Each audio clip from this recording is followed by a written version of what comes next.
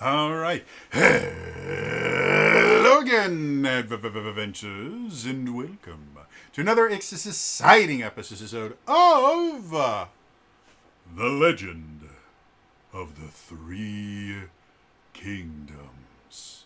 Yes, this is one of my homebrew D&D campaigns set in my weird, messed up homebrew D&D campaign setting, and the people below me are the people that are probably wondering if I have a good enough therapist, because if I do, they're not doing their job. Because this has gone from weird to worse the longer they're in Crucitalia. And also, I was recording a Designing New Dragons video where I just build a character in Fabula Ultima is prep for the campaign that starts next week. And it started off as the kind of prompt I was given for the character. Their identity is amnesiac gunslinger chosen by the Royal Army.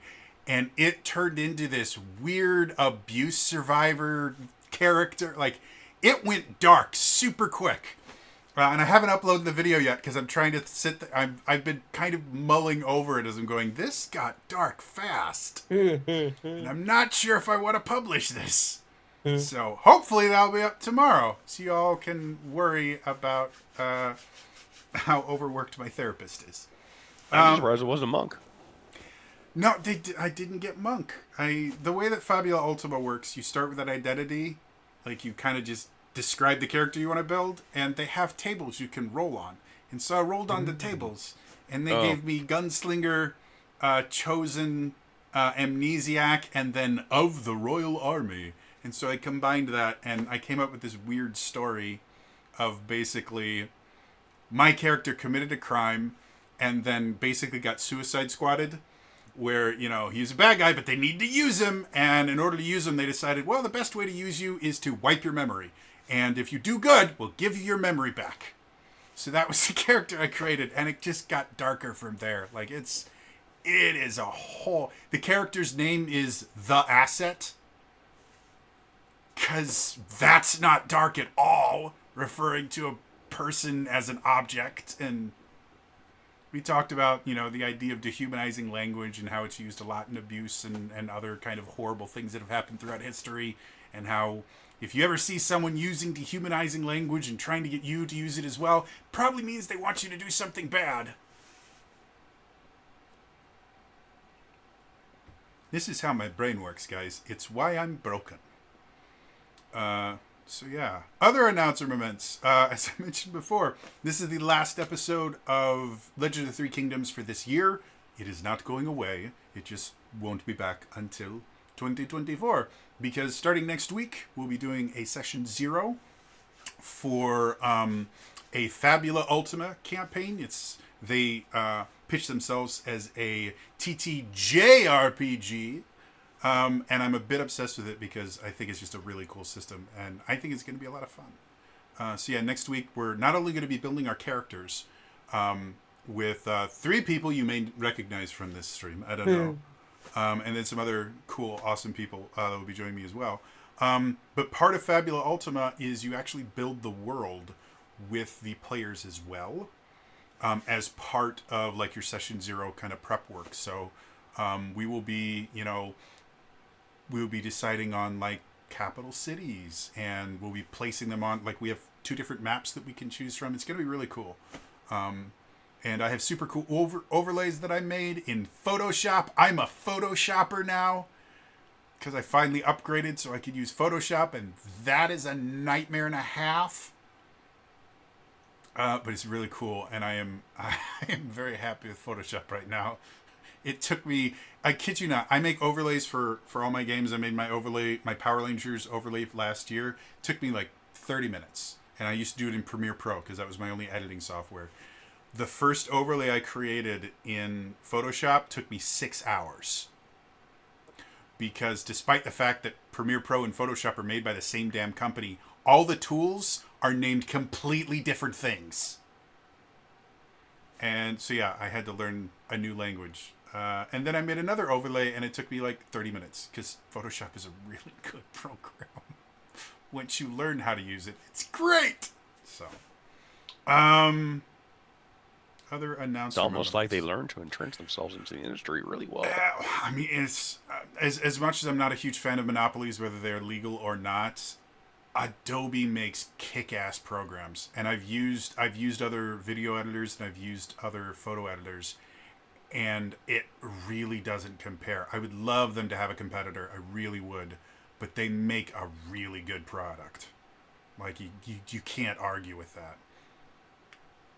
My buddy DK does editing professionally, and I think he said flat out that he would love to not use Premiere Pro, but everybody uses it, and if you're going to be working professionally, you have to work with the files and everything that the industry is using. So, but yeah, I've been happy with Premiere. I've had Premiere Pro for like 6 or 7 years, and it has done some great things for me, and I'm sure I will love Photoshop for as long as I use it. So there's a bunch of, I have the whole subscription thing, so I have access to like Illustrator, and I got the full version of Adobe Acrobat, so now I can make my own form fillable PDFs out of character sheets for all the RPGs that I want to run that don't have form fillable character sheets or have really shitty ones.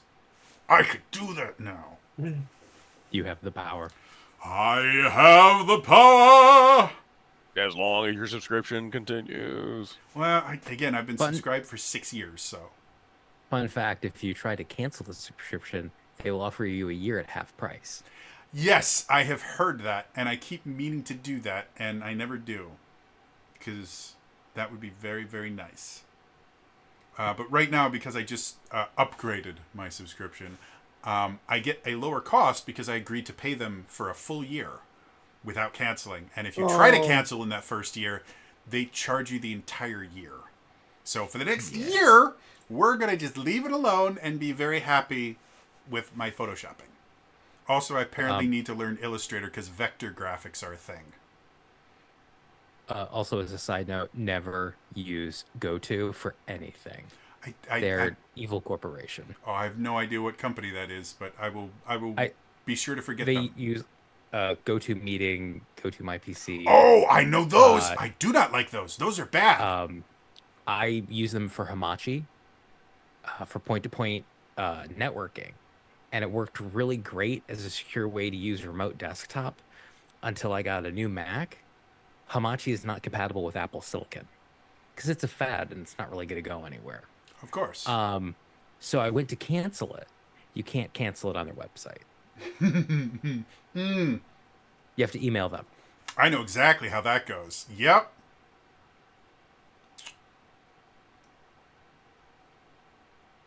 I'm still waiting for them to reply to my email that that it will be canceled. Depending on what state you live in, if it takes them too long, you can threaten legal action. There are useful companies, and then there are bullshit companies. And you generally cannot tell the difference until you get screwed over by a bullshit company. And it's impressive how popular some bullshit companies are. Like, you sit there and go, really? How do this many people not realize you are bullshit? Anyway. So, yeah. Sorry. Good, it's fine. Like we ever stay on topic here. So anyway, yeah. I consider this quintessential D&D 15, 20 minutes of a whatever talk before a game starts. Definitely tune in next week for the Session Zero, because I got to admit, the Power Rangers Session Zero was such a fun time.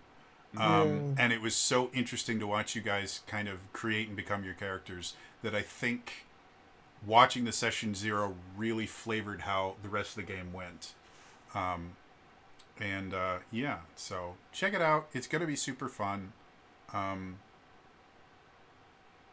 Go Power Rangers! I finally watched Cosmic Fury, and I feel the same way about Cosmic Fury that I feel about Picard Season 3. There were quite a few things where I'm just like, seriously? But overall, enjoyable experience. And it wasn't a bad end to Power Rangers as we know it. So, I'm interested to see where they go with this new version of Power Rangers. Though I will always be upset that they never adapted Pata Ranger versus Lupin Ranger, because that could have been a really fun show, because it's cops and robbers. Anything else going on? Candela Obscura came out last week, I want to say. Really interesting book. I talked about it in my other game. I've got the book around here because I got, surprisingly enough, the Critical Role shop ships things real fast. Like, I ordered it. I've and heard had good things mine- about their publishing company. Yeah, Darrington Press makes good products. I'm not a fan of how much shipping costs, because my $40 book cost me $13 in shipping. And again, I've been spoiled because I have Prime, so most of the things I buy, I don't pay shipping on. And most other places, if they offer, if you buy this much, we'll give you free shipping, I generally do that. And I didn't see anything like that for Darrington. So, yeah, when your shipping increases the cost of your book by over 25%, I start getting upset. But I really don't think it's their fault. I think it's just shipping sucks right now. Yeah. So, yeah, the book itself, the book is really pretty, guys. It really is. And the system itself, I said it all the time. I made a review. Go watch it on my channel. It's great. I say it over and over in the thing. It feels like an RPG that was written by actors in the best way possible. Because it's they say this phrase "fiction first" over and over and over in the damn book. But it very much is collaborative storytelling. Like, people, I call Dungeons and Dragons collaborative storytelling because it is. But it doesn't have to be. And a lot of players will put the largest amount of weight on the GM to quote-unquote write the story. And they just kind of react to it. I'm lucky to have wonderful players that all contribute, and we have lots of fun here. Candela Obscura requires a conversation to happen while you are playing. That's what it's fundamentally built around, is this idea that it's not your game master dictating the story to you. It's just a conversation that everyone has. And they use the phrase conversation in there for the actual definition of a conversation, which nobody in modern society understands.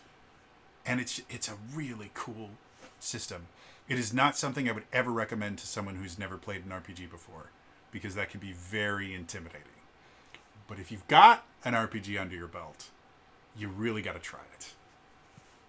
I have not seen the Crit Role comics. I have issues. They're good.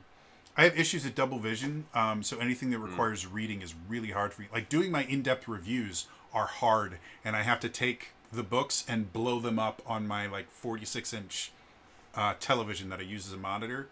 So comics are just something I haven't been able to enjoy in forever. But, like Imp said, I've heard Trades are nothing good. but I usually will get like trade paperbacks, but yeah. I've heard nothing but good things about them. They've continually been impressive. And I mean, to be blunt, like, I mean, Mercer's a very talented storyteller, and even though he's not technically writing the comics, they're all based on, like, his notes and stuff like that. So they would have to try really hard to screw them up. So, yeah, I mean, they tend to be a fairly solid bet. Yeah, I'm a big fan of Critical Role stuff in general. I'm not into Campaign 3 because I just don't have the time to watch it. But I love the people over at Critical Role immensely. And to be perfectly honest, I've been much more into their Darrington Press stuff recently, just because it's stuff that I can consume. I've loved all the Candela Obscuras. I am definitely looking forward to Candela Obscura 3. Yeah, I think Scott commented on one of my videos mentioning that he really, really enjoyed the actual series. And now that I've read the book, I'm probably going to have to watch this series. I'm a fan of all the cast, but occasionally I will say, like, my particular one, I love an Ashley Birch. Ashley Birch is fun. She's a really talented actress. And I don't think she gets anywhere near They're all enough. good, though. I don't think she gets anywhere near enough kind of accolades for the stuff she did, because she does really niche stuff. Like, she's Tiny Tina in the Borderlands series, and there was a whole kerfuffle with her the dialogue that she spoke and how it's remarkably similar to Ebonics or whatever they call it now. And so people have kind of criticized the character itself and kind of ignored the fact that Ashley has created a character well enough that she can improvise really coherent, believable lines and things like that in the character's voice, in their mannerisms and everything, flawlessly. Like, she's really good at it. And that is an acting talent that not all actors have. It's a very difficult thing to develop. So I think she's a phenomenal performer. And I think she does a lot of niche work that I don't think enough people kind of experience to be able to understand the full realm of her chops. They do have like really like star-studded casts for that, if I remember correctly. Oh yeah, across the board, either in voice acting or streaming. Yeah, they're and as far as I can tell, I've interacted with Matt a few times over Twitter. Back when Critical Role was much smaller and they had time to talk to fans. I've interacted when the chat scroll wasn't a blur. Yeah. Well, I've also interacted like Rachel Romero, I think that's her name. Their marketing head. I've had some conversations with her, and she's a really good person. So yeah, they're one of the few companies out there. I don't think everything they do is 100% a great idea, and they have made some massive mistakes. But I think the intent. They're good at correcting. Yeah. Well, not 100%. Some of the corrections they've made are some of the things that I think were absolutely bad decisions, where they shouldn't have corrected because it just caused more problems. But the intent behind the actions, I generally tend to believe is good, with a few rare exceptions. Like, they have done some iffy things that I'm just like, okay, let's hope they learned from that, because that was not okay. But for the most part, they're good people. And running a business is nonsense complicated. Like, people don't understand. It's one of my favorite things now that we're getting all of the YouTubers and Twitch streamers that are talking about, doing this is really hard. It's like, yeah, because you're running a business, and running a business is hard. Congratulations, you have discovered entrepreneurship. It's actually the backbone of the American economy is entrepreneurship. It's really, really essential. And you just whatever kind of the job fell is you're into doing, it. you're gonna have to learn to work for. You got to learn to run your own business. You got to learn to run. You're working for yourself, regardless of what you're doing. Content creating, taking pictures, whatever. And K-Dog, if you're working for yourself, you're paying yourself. Realms happens every Saturday now. Except for when I can't get enough people to play. Like, we are not going to be playing this weekend, simply because it's holidays, it's Thanksgiving, and one of my players is on a honeymoon and other stuff. So like, yeah, they're doing fun things with family and things like that. So I don't think we'll be doing anything this Saturday. Next Saturday I will be doing something. I think I'll still be missing a few. Too many players to actually run the game, but I will be doing something. But normally, it's every Saturday on twitch.tv/ZeldaUniverseTV. You should check me out. It's lots of fun. Yeah, that's another one where I am blessed with really amazing players that we have conversations about their characters and what they want to see happening next fairly regularly. I've been having a conversation with one of them where I'm like, hey, I want to do this thing, and I don't want to blindside you, the player, with it. So what do you think of this? And we've just been having this long conversation of, no, this would be cool. And no, this would be fun. And then we just start telling jokes in the character's voice. And there are some things that are really nice in this world. So, anything else happening in like the greater... Oh, they announced the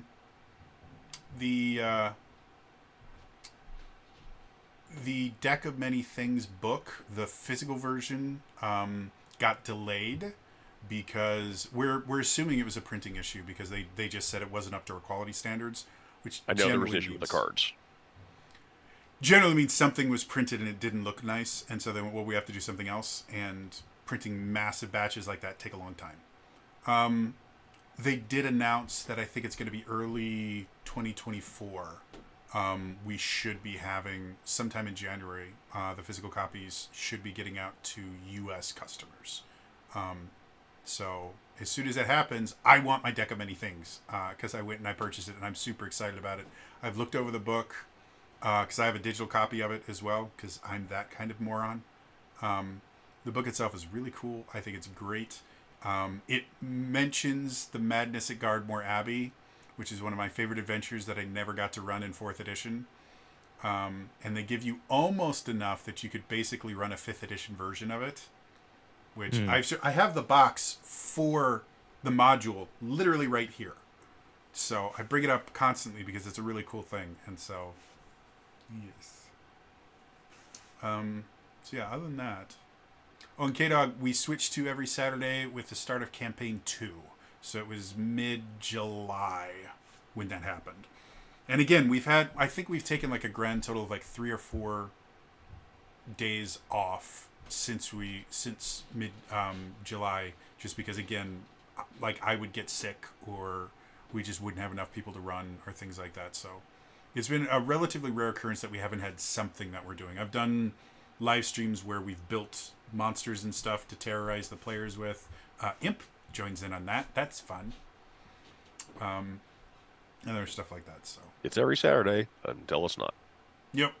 So, yeah. Anyway, I think it's time for us to return to the legend of the 3 kingdoms. They went and changed all the icons in Roll20, and it's messing with my head.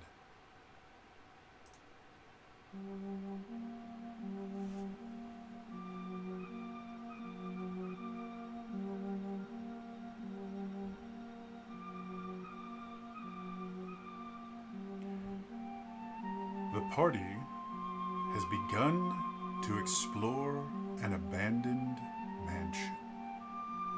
After dealing with the graveyard that didn't seem to be that grave, the party decided to continue examining the wealthy sector of Middenwell. They went into the nearest mansion to see if what had happened there.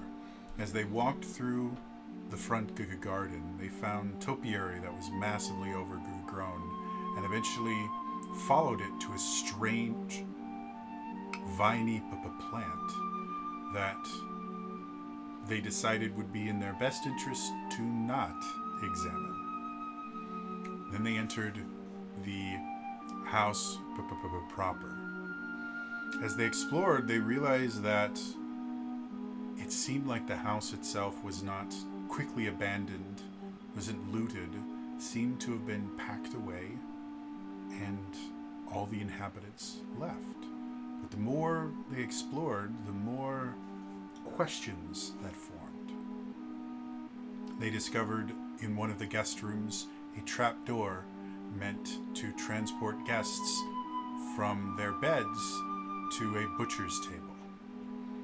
They found a room on the 3rd floor in the servants' wing that the entire floor would dip down to effectively dump everyone down into the butcher's room, aside from the very last room, which was locked. After using significantly more force than should ever be necessary, the door itself was opened, and they discovered that there was a candle that had just recently been put out. So perhaps this abandoned mansion was not as empty as they originally believed.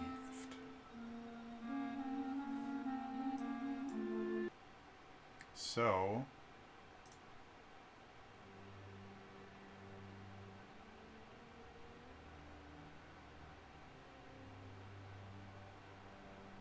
and was this the campaign where they started playing toccata and fugue in D minor?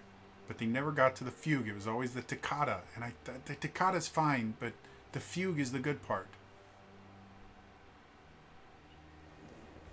So, Where we left you guys last, Argenta was attached to the door by her foot that had blown a hole through the door.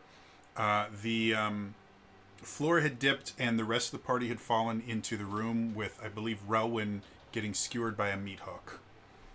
I think 2 people took damage, but Relwyn got hung on a hook for a split second. And then Argenta showed off her amazing ab exercises to avoid her head getting crushed. And then looked through the hole she had just created and saw a single smoking kick a candle. I believe that's where we left off last week, right? Or last time we played. I believe so, yeah. Excellent. So, let's start with a bigger group. So, Relwyn, Vala, and Liliane. I believe 2 of you are feeling less than perfect. One of you has a large meat hook still stuck in them. And again, Post discussion, I think that the hook snapped and I fell the rest of the way. yeah, the hook is still stuck in you, so you're not hung on it, but you still have a new piercing.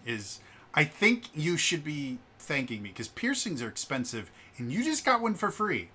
So I'm just saying, we could be charging you like $300-400, or you could just fall on a rusty meat hook. Like, I think a thank you is all I'm saying. And you're inspiring me to want to DM a game. So, that being said, What plans do you have, Jody? I'm busy that night. Good. You're gonna be free. So, yeah. So, you guys are in this room that is obviously for butchering animals and things like that. Like there's still a few cleavers left on the wall, which again is a little bit strange, seeing as everything else in the house has been packed up very neatly. But here there are cleavers and a few other items that are used for butchering and things like that, knives and meat hooks and other things like that. And the floor itself seems to have been it's cobblestone, and there's a large drain in the center of it, and the whole room kind of slopes down to that. But despite that, the room itself, the cobblestone has a faint kind of rust color to it, as it seems that it has been stained by the years and years and years of use as a butchery. And you guys can still smell that kind of faint rust-like smell of like dried blood on various things. Copper. Yeah. But you don't see anything that would indicate anything has been used in here recently. What would you all like to do? Oh my God, this hook out of me, please. I will go over and attempt to render aid to Relwyn. Yeah. Taking the hook out, not a particularly difficult thing. If you want to just roll me a medicine check to see if you can kind of like bandage it up as nicely as you can. Relwyn treating himself, we're like, okay. That's a 6. So taking it out is more painful than you would like. And as you see, Vala is trying, because it made a weird shaped wound. As you see, Vala is just trying to find a way to wrap, and it's in an awkward spot. She keeps trying to find a way to wrap it, and eventually, Relwyn, you have to just go, you know what? I can do this. I appreciate it. I appreciate it. Thank you. Just- Sorry. Just hold that there, and I just need to get. There we go. Okay. So, no lasting damage, just mild discomfort. What else do you guys want to do?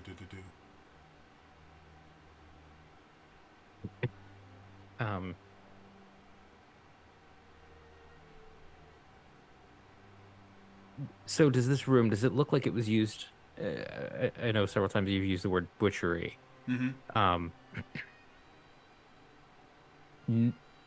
given Vala's previous experience, this she doesn't get the feeling this was used to extract information. No, they're as much as some of the tools in here could have double uses. There are, like, you don't see restraints, which tend to be fairly useful, or places that you could lock people up and things like that, which tends to be really useful for extracting information. And again, there's no, like, chairs or anything in here at all. Like, all of the tables and counters and things are all kind of standing desk height, meant to be used by people that are just standing. You do find it a little bit interesting because you guys found that trapdoor, and people could be put in here.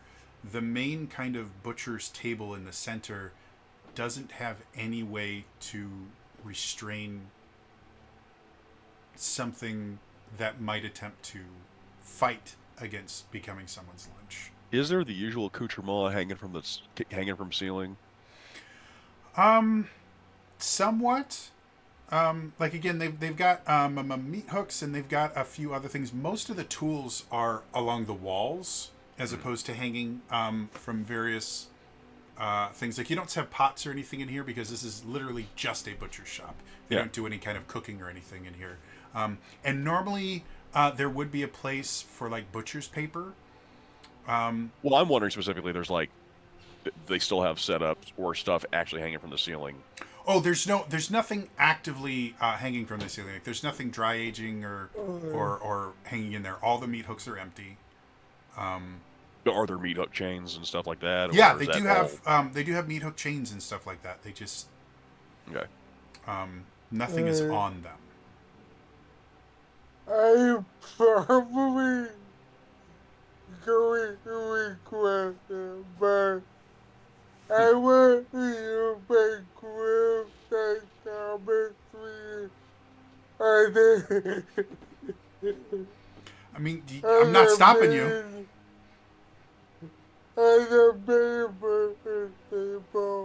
Okay.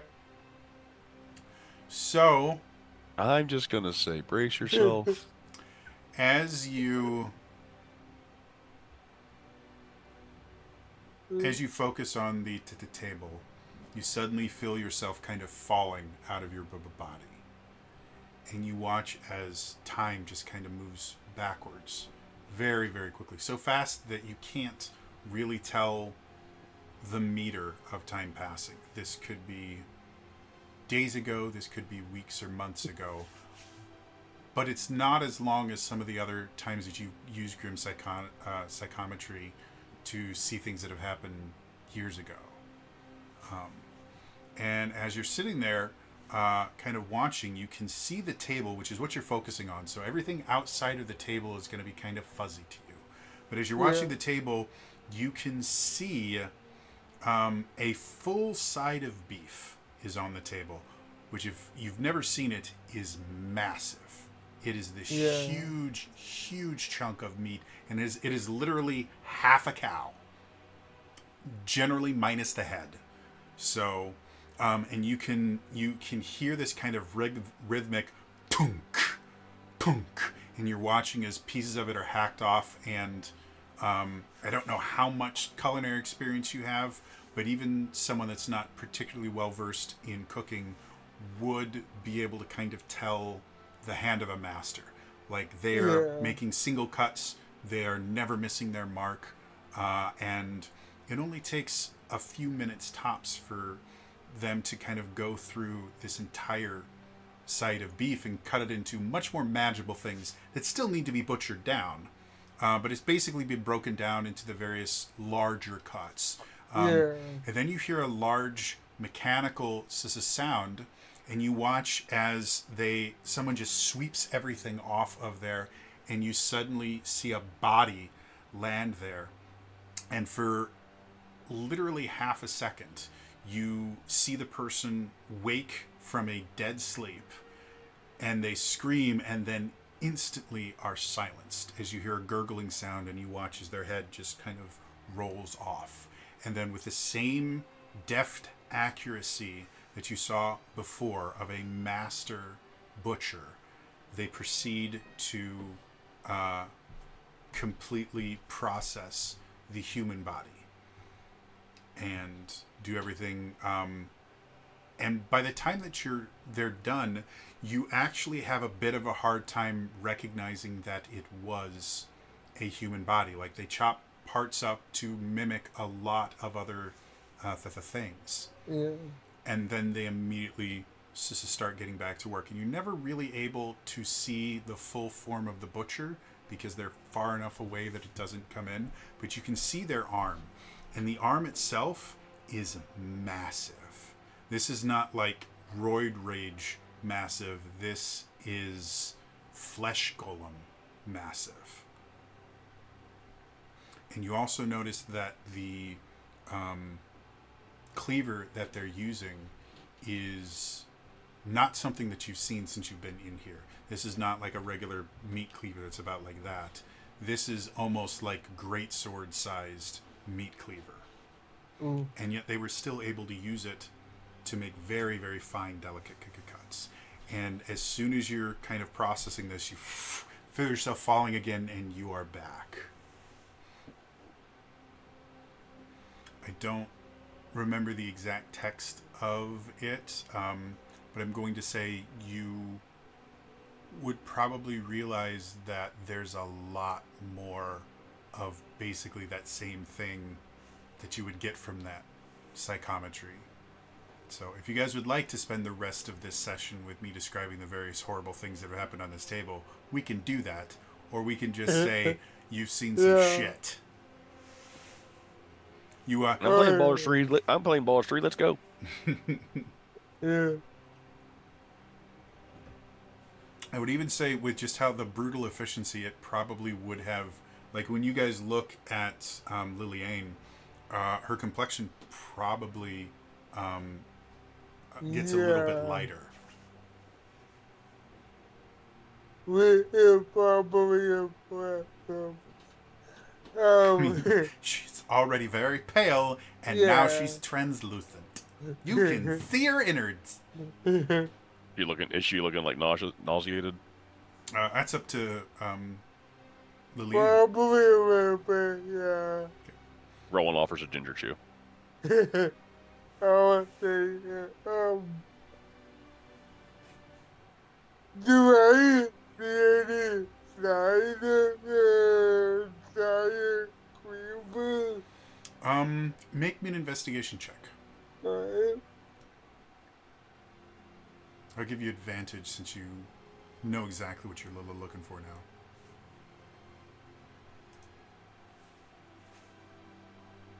What is it? So looking around, you probably would not have noticed it at all had you not been looking for it. But on one of the counters, because you have your main table in the middle, and then basically kind of lining most of the walls, there are a decently wide counter that you can do more work on. And kind of looking them over, you do find a place where there's a very, very faint kind of stain where it looks like this is probably where they always, it's where they always just put it down when they were done using it. And you can see a pretty exact outline of this, the thing there, just because it's not there anymore. But yeah, it is very, very faint. And it's, again, obviously not there. Would there be any way for me to like how old this thing is and how long it died? Sure. Why don't you make me a survival check with advantage?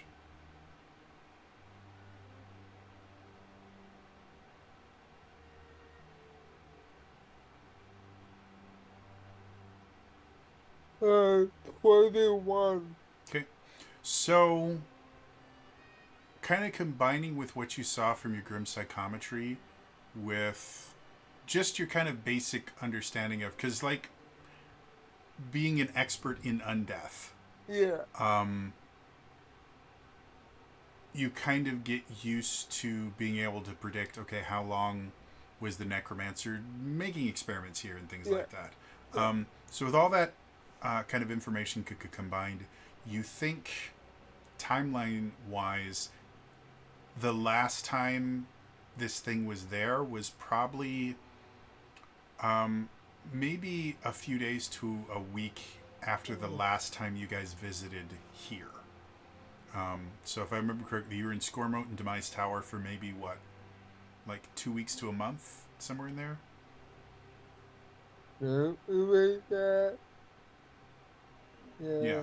So basically, from what you can tell, shortly after you guys passed through Middenwell the last time, is when, you weren't even with them when they were in Middenwell last, were you? No. Yeah. So from what they have told you, you think probably about a few days to maybe a week tops after they passed through last time was the last time it was held there. So still relatively new compared to like it was. Yeah. We're still talking weeks ago as opposed to months or years. Yeah. Oh. I'll be waiting to everyone and tell they might still be here, but it probably been a few weeks or even a month since they've used that room. Hmm.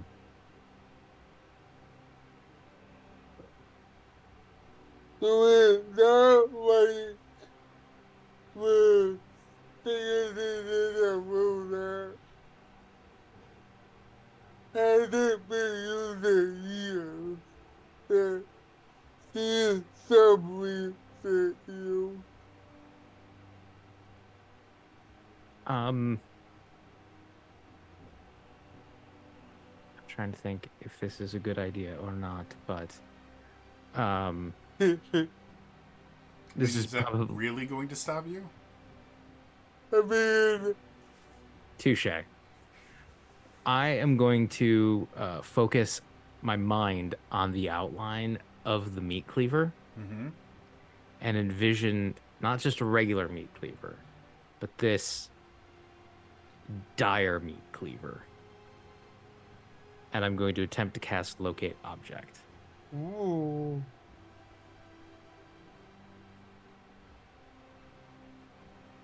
If Baba does that, would it help if I started to cry when I saw in my crib psychometry? Yeah, it will help a little bit. I believe range for look at objects, what, 1,000 feet? It yes, as long as that object is within 1,000 feet of you. Okay. So as you try to focus as much as you can on it, as you first cast this as a spell, you start, kind of like a Google search where you type in cleaver and it starts off with every cleaver that's ever existed. Then you start putting modifiers in slowly but surely. Yeah. And eventually you get 0 results. Okay. Yeah, I'm not sensing it within 1,000 feet. So I don't know if that means it's not here anymore or if I'm just really bad at Google. Well, at minimum, it means it's not on the property. I would think. Potentially. Yeah. I mean, it's a big property, but it's also a big cleaver. So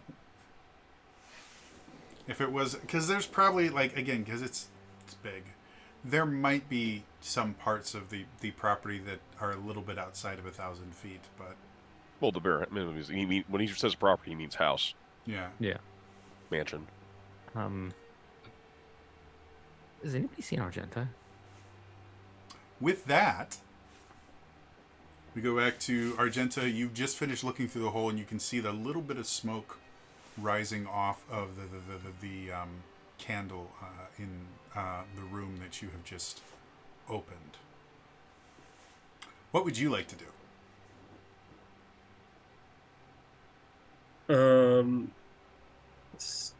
So, I mean, after seeing that, the first thing she's gonna do is cast Pass Without Trace, Okay. just so that she's a lot quieter and might hear things better. But Sure. I mean, nobody would have heard you destroying a double thick door. well, Hey, yeah, now- and causing now the you're worried about it. entire floor of a room to dip. So You One Punch Man the wall, and then just like, I'm Go on. going to try and see if based on like how the house kind of is formatted, if I can't find that tiny hallway where you can trigger the mechanism on the lower floor. okay. Just using kind of the map that's in your head, you definitely think the entrance to that little passageway is definitely in this room somewhere. With how small it was and the kind of very sharp turn it was making, there's a couple different places you think it might open up into, depending on whether it's a trapdoor or if it's a full-blown, false wall or something like that. But there's a couple different places in there you can see it being possible. When you say this room, what do you mean? The room that you have just looked into. Oh, so it should be in that room. Yes. Okay. Sorry. There's no way I can get through that hole though. The hole itself is far too small for you in your current form. Again, because you have put a hole through the entirety of the door, you can see the internal mechanisms and stuff, and with enough effort, you could probably find a way to try to open the door. But because you broke it, there are pieces that are it's a broken door. So you have, you're not 100% certain you would be able to open it without just breaking it more. I'm just gonna try and get into the room. Okay. How do you want to get into the room? Well, the door doesn't look like it's supposed to open, right? It was supposed to open before. Now you're not quite sure, but it was a normal door before. Basically, the way that this door was set up is it's a really thick door where the outside is a normal door, and then there is a layer of machinery, effectively, and then the other side is another door, and you just kicked through the machinery. It's very similar to like a vault door, I guess would be the best description. I guess since I've already compromised it, I'll just try and make the hole a little bigger. Okay, and how are you going to do that? You going to hit it with weapons? You going to punch it or kick it some more? Just grab where I've loosened it and try and just pry it. Okay, go ahead and make me a strength athletics checks with disadvantage, because it is a remarkably well-made door.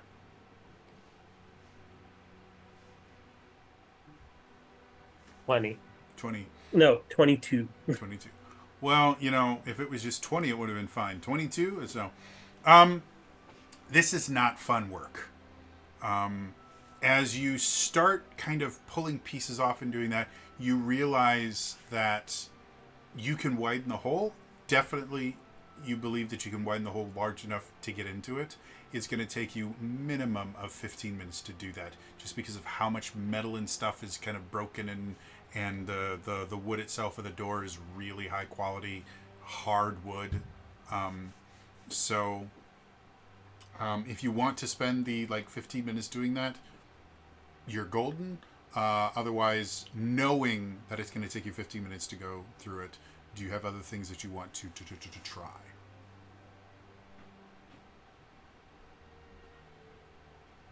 Knowing that it'll take 15 minutes, Mm-hmm. I'll just cloak of planar mastery through. Cool. So as you sit there and you start going, you're like, this is pointless. You look for a point inside, and then you kind of wrap yourself in the cloak, and suddenly you are there. Oh, I'm basically going to examine the room for that hidden room, I guess. Sure. Go ahead and make me investigation check with advantage.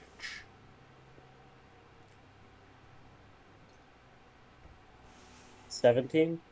Cool. So, looking around, you quickly discover that there's nothing in the room that kind of screams to you secret door. And you realize there is a very nice chair that is set near a wash basin and vanity. That if you if you hadn't already kind of picked out the spots where you think, well, it's got to be either here or here, you wouldn't even looked at it twice, because it just looks like a regular vanity. And there's actually space behind the vanity that you can look and see that it's not like attached to the wall or something like that. But as you go over there, you realize that one of the legs of the chair is attached to the ground. And as you turn the chair and pivot it on that one leg, the entire vanity and the entire area around it just turns. And you could not see the seams or anything on the floor where this happens. But you basically have this entire section that just turns around, and now you're in a relatively big room that instantly turns into a very, very small hallway that goes down. All right, I'll go to where the painting with the eyes is. Mm-hmm. And looks the exact same as the last time you were here. She's just curious. If she pulls the mechanism, does it work, or is the mechanism on the lower floor working, or is all of them broken? When you pull the lever, you watch as the bed kind of tilts, and you're actually surprised the bedding itself doesn't go down. You no idea why. It's attached somewhere to the bed so that it doesn't go, but if there had been something in the bed, you think it probably would have gone. If I hold the mechanism, does it stay tilted? No. It's basically when you pull it down, there's like a click, and then the whole mechanism goes, and then it doesn't reset for you to do it again until you put the lever back to the starting position, if that makes sense. Yeah, how long does it stay open? No more than maybe a few seconds. Like, the entire contraption is remarkably fast. That's more than enough time. How far is it? Like, the room isn't huge, right? Yeah, the guest room is relatively small. Like, it's a nice guest room, but it's still a guest room. You know, it's large enough for the big bed, a wash basin, vanity, and what is it called? A pot. Bedpan? And it would make sense that, like, Chamber pot. There we go. all of these places would lead to the same basement by the slopes of how they're falling and stuff. Yeah, it seems like the way that your friends probably went is the same location that this thing goes to. This is just a much smaller version of what basically the entire third floor is. All right, I don't like us being separated. So, she'll pull the lever. The moment she hears the click, Misty step into the hole. So, you guys are in the basement, and you're looking for the cleaver and everything. And Vala lets everyone know, well, it's not within 1,000 feet. And then you guys hear the sound of metal rubbing against metal, and you watch as above the table, the roof just opens, and you all kind of get ready for something, and then nothing happens, and then it closes again. And as you guys are just trying to figure out what's going on, it suddenly opens again, and Argenta appears and just drops onto the butcher's table. Vala will instantly say, "Now, where's Celeste?" Well, it worked before. Where's Henri? No. Hmm. Be back on a minute. Given what I saw after you guys fell, I didn't like us being separated. Well, it's probably a good idea. We were just wondering how we could get back up to you, but Question. Well- So I had a question. When Argenta did that twice, when Argenta basically did that twice, did we hear that twice, or was it only the second time we heard? You Argenta heard came everything down. twice. Okay. Well, the issue is that after I kicked open the room, there was a candle that had recently been put out. We might not be alone. Yeah, that kind of unsettling. tracks.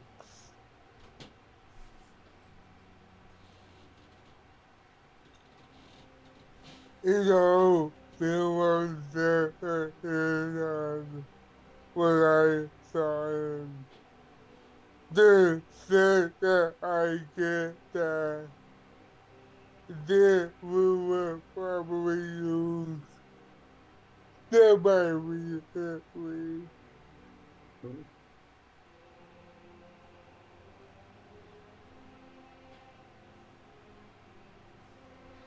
So what would you all like to do? Well, everyone else has seen about checking something out. I suppose it's one last thing for me to do. And Rowan, I'll put that in chat. Once again, using Eyes of the Grave. His eyes will go cloudy for a second as he perceives, understanding that things are currently really wonky in the spirit realm right now. But he will see what he can see. Understanding this place has basically been turned into an abattoir.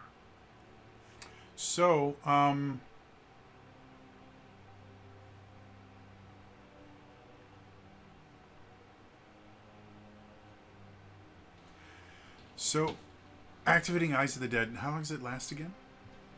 Just like a quick blip, or does it last for minutes?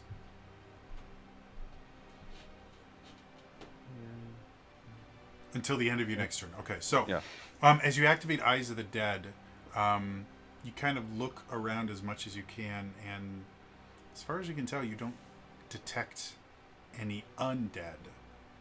Spirits, don't see anything. Nothing that would basically come up from Eyes of the Dead. However, as you look around more, you kind of get this chill down your spine. You can feel like goosebumps forming on your skin. And it goes away as quickly as it comes, but just something about looking around this place just felt off.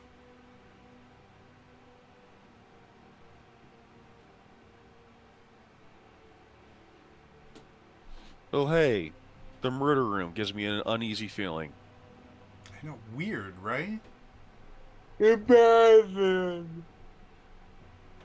I mean, my murder room, like, I'm totally fine in it, but, you know, maybe it's because it's my murder room? I don't know. Yeah, probably.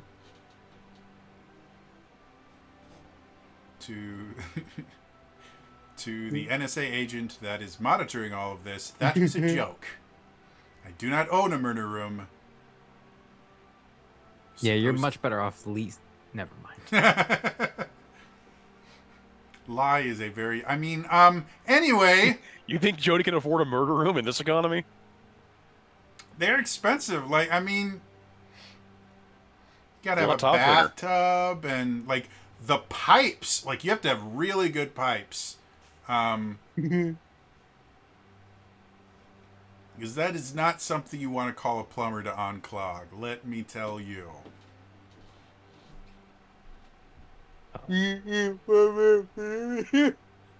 Well, and then the plumber goes missing and you have to answer questions about it. It's a nightmare. Seriously, So, are my we able therapist does not get paid enough. to?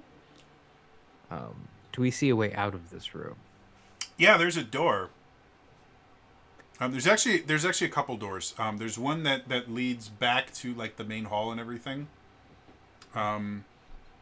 With you would assume like a hallway or something in between, because you guys are pretty far removed from it.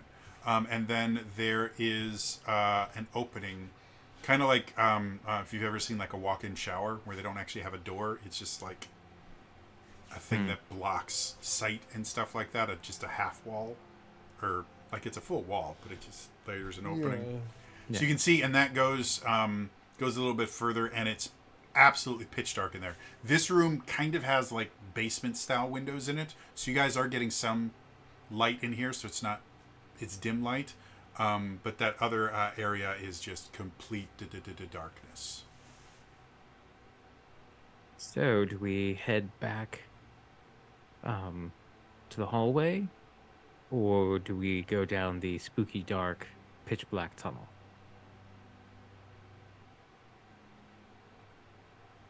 Well, everything else I can gather is probably going to be some form of empty rooms, abandoned rooms, unless someone has inclination to try and talk to the residents between the walls. You mean like the rats? The rats, there was a crow.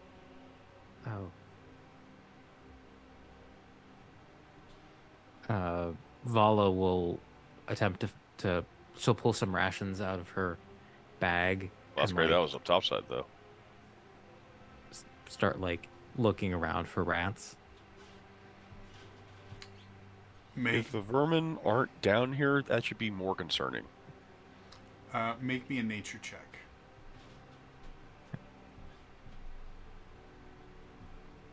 That is a 10. 10. Looking around, you don't see any rats in your general vicinity. Hmm. And with a 10, that's all you find out. And I will say, I also do not have the ability to speak to an animal. Well, I mean, I can talk at an animal. They usually don't talk back. Usually? There was this one time with a cat. He really hated Mondays. It was a whole thing. There was No, wait, lasagna involved. Yeah. No, the Mondays was a Kathy thing. Never mind. She was a coworker. Anyways, well,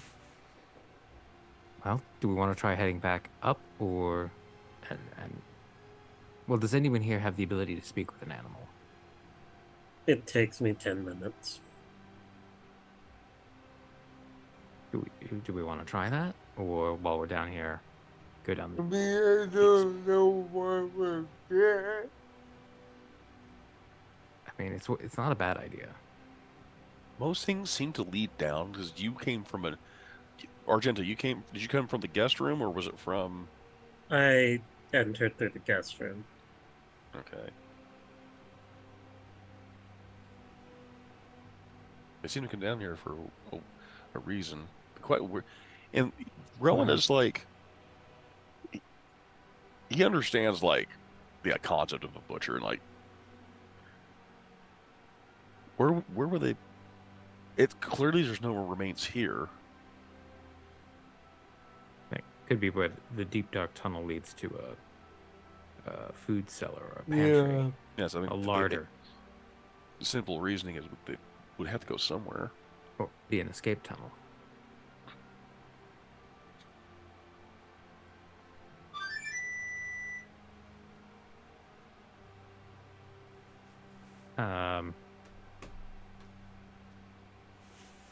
Well, it's been a while since I pulled a full Vala, and I will use my Drow magic to Rowan's cast, expecting a fireball. to You're like, cast "Oh!" dancing lights. They just go. Oh, "Whoa." oh, that's a full Vala? Okay. No, the full Vala is, and she'll just start walking down the dark hallway. Of course. Yeah. You said dancing lights, right? Yes. Okay.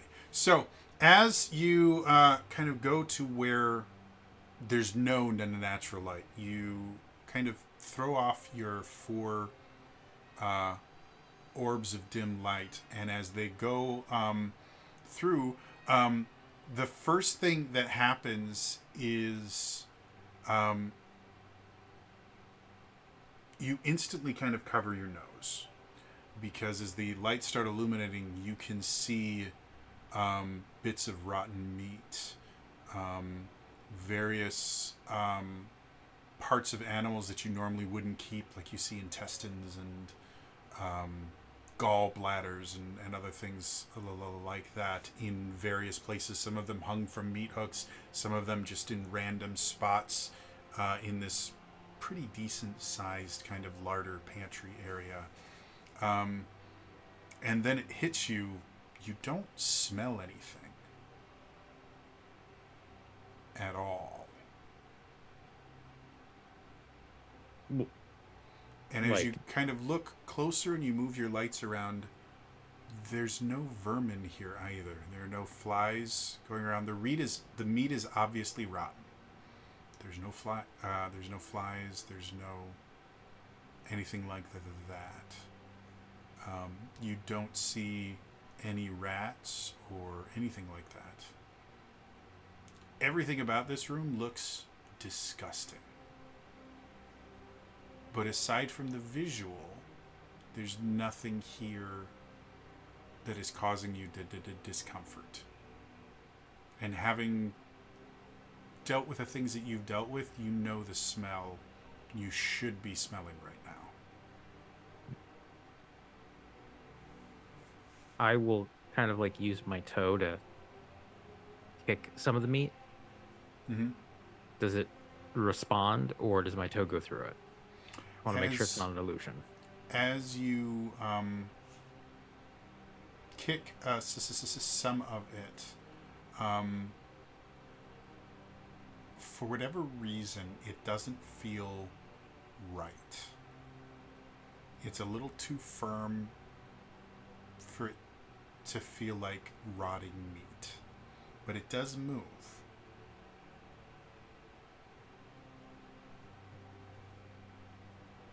I will bring one of the lights closer and lean over and try to inspect it. Okay, make me an investigation to check. 11. I mean, it looks like rotten meat. And as you look at it, you feel this chill go down your spine, and you feel these goosebumps start kind of forming on your arms.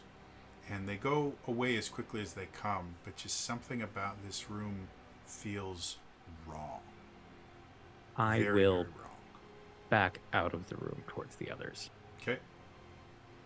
And so I found the larder. It seems to be filled with rotten meat and giblets, intestines, horrible things. But there's no smell. There's no flies. There's no vermin. But it looks rotten. It looks disgusting. And when I touched it, it didn't feel like rotten meat. Roland's gonna go look, I think. Okay. Yeah, me too. Why don't you both roll me religion checks? Okay. As you D&D Beyond, I'm gonna give you a chance. And Don't do it. Learn from my mistakes. dirty 20. Never mind. That's not bad. 18. So, It's almost like I didn't treat intelligence like my dump stat, like I Uh, normally do. by the way, Lilianne, for your Blood Hunter stuff, does it include religion checks or just intelligence checks for undead stuff?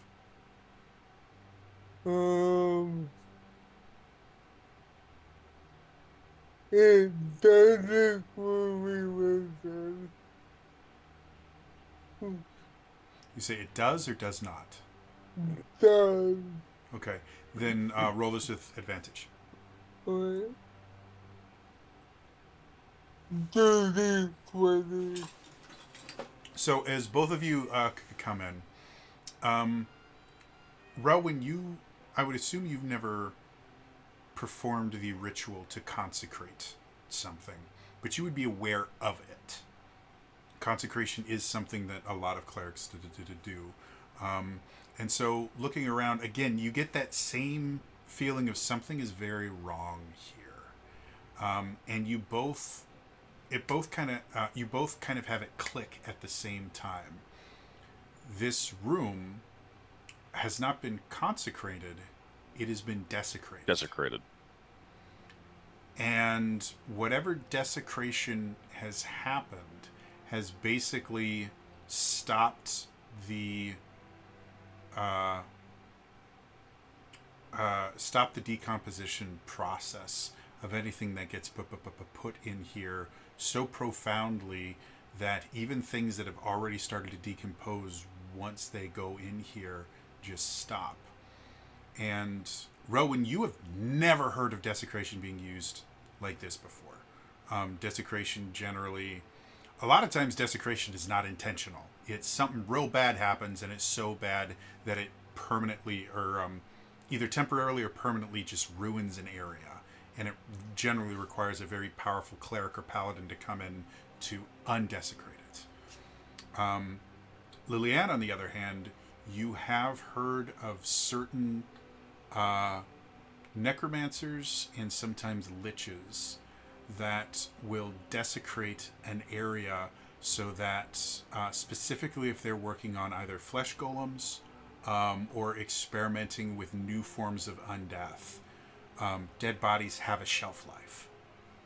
And if their experiments take too long, they have to constantly be going out and getting new bodies and things like that. So it's extremely rare.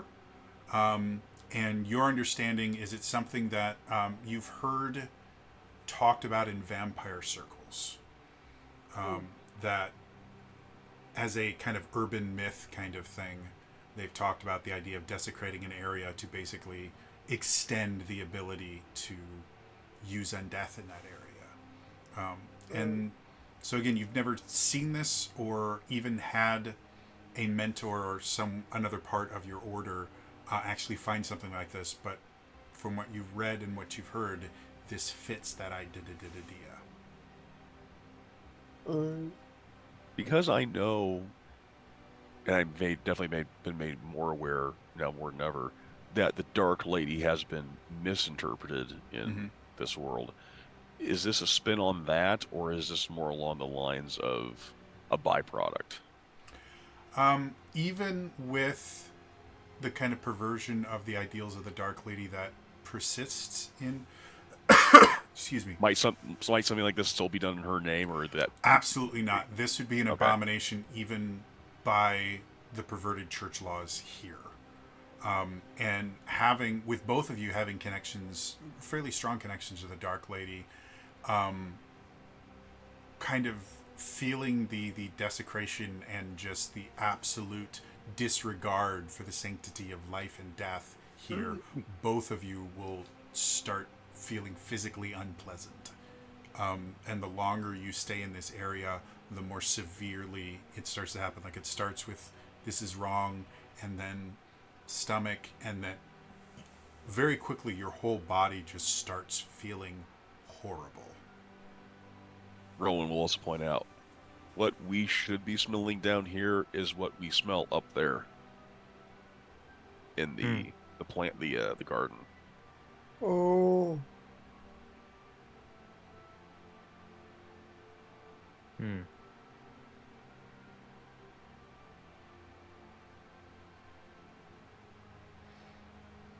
I'd like both of you guys to roll me Constitution saving throws, please. Let's see if I'm actually confident in game like I am in real life.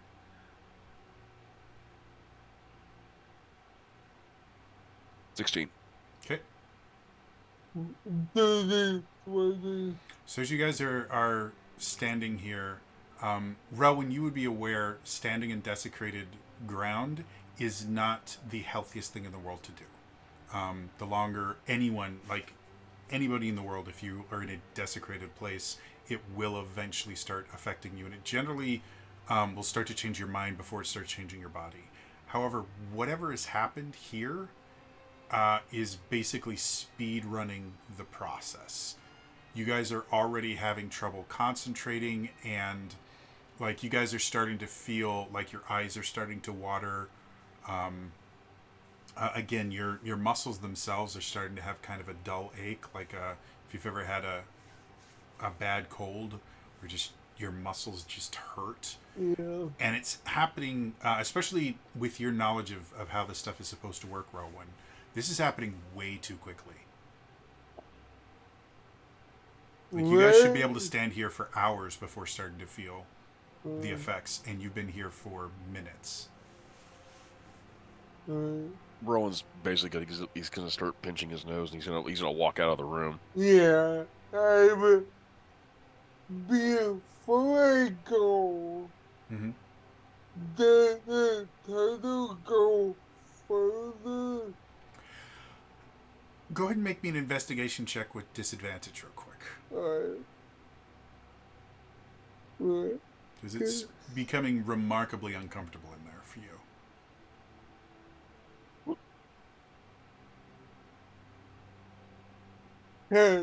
10. As far as you can tell, there's so much stuff in here that it's really hard to say. I mean, it is a self-contained room. You don't see obvious exits to it other than the one that you just came from. But you are feeling so bad at this point that you're not really able to look to see if there is any other way out of it that's maybe hidden behind, a wall of rotten things. Alright, then I'll go. Oh, it'll be one season, whatever, and I'll head back. Okay. So Vala, Argenta, you guys see them come back, and they are physically green in the face. You guys okay? You Let's didn't. say, Liliane, because you stayed just a little bit longer to try and look. As you guys come, you can see Liliane's nose is just barely bleeding. What happened over there? That room has been utterly desecrated, Yeah. effectively unhallowed. Is there anything we can do to recrest it? I mean, there is a consecration that I believe, but I don't know anything about it.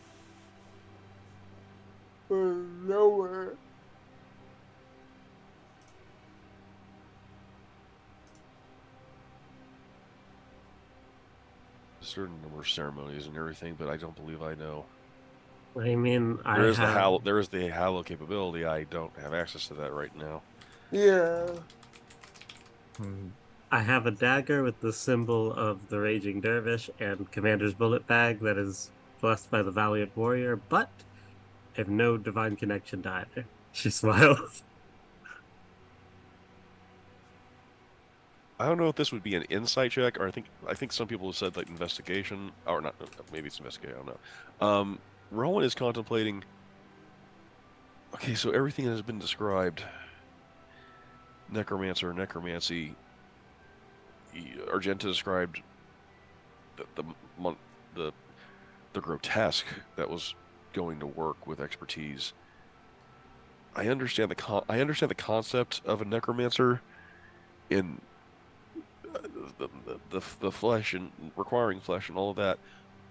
Why would one keep and preserve rotting meat? They have meat, but why would you keep and store rotting meat and ceasing that? Or why is it bother possible- keeping rotting meat?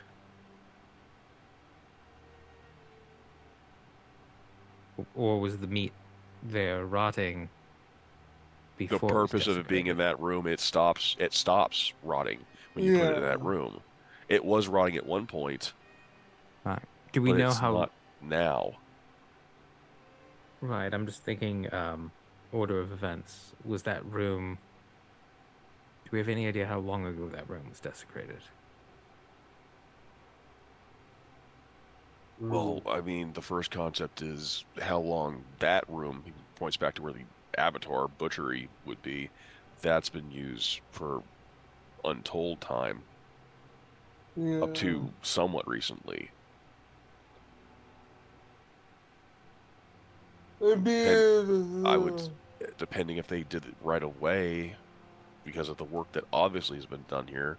I I may be able to try to find out, but I don't know. I don't know that it's you worth No, see, no, you no, no. going You can't. through He's that. like Roland will go like, no, no, no, no. You're not doing that to that room. No, no, no. You're not doing that.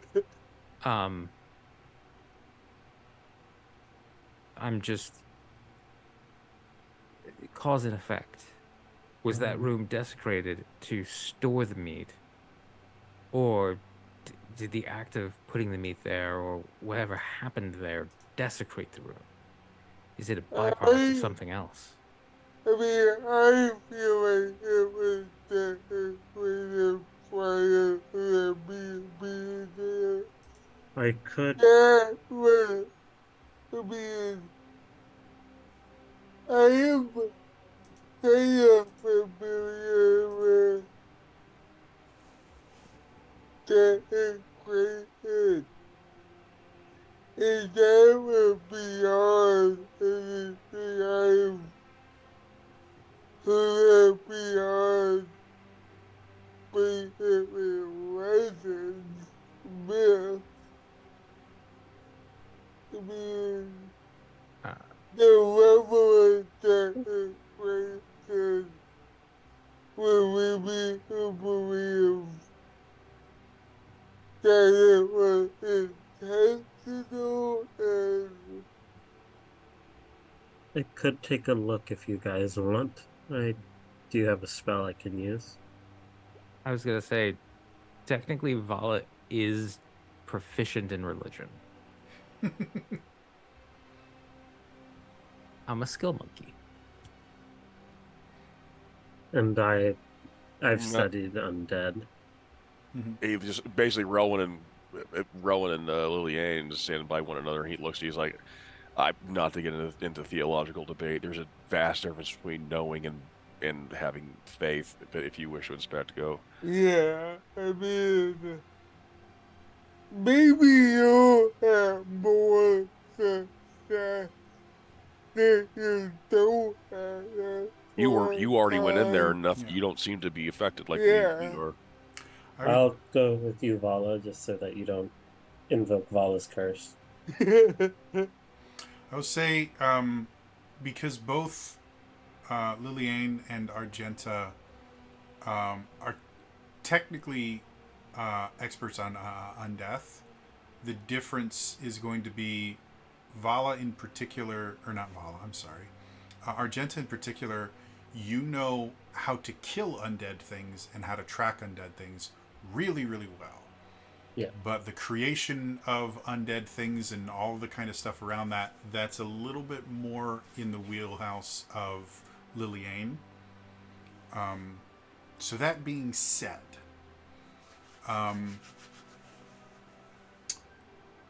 when you guys get in there, again, you kind of feel weird, but this stuff that Rowan and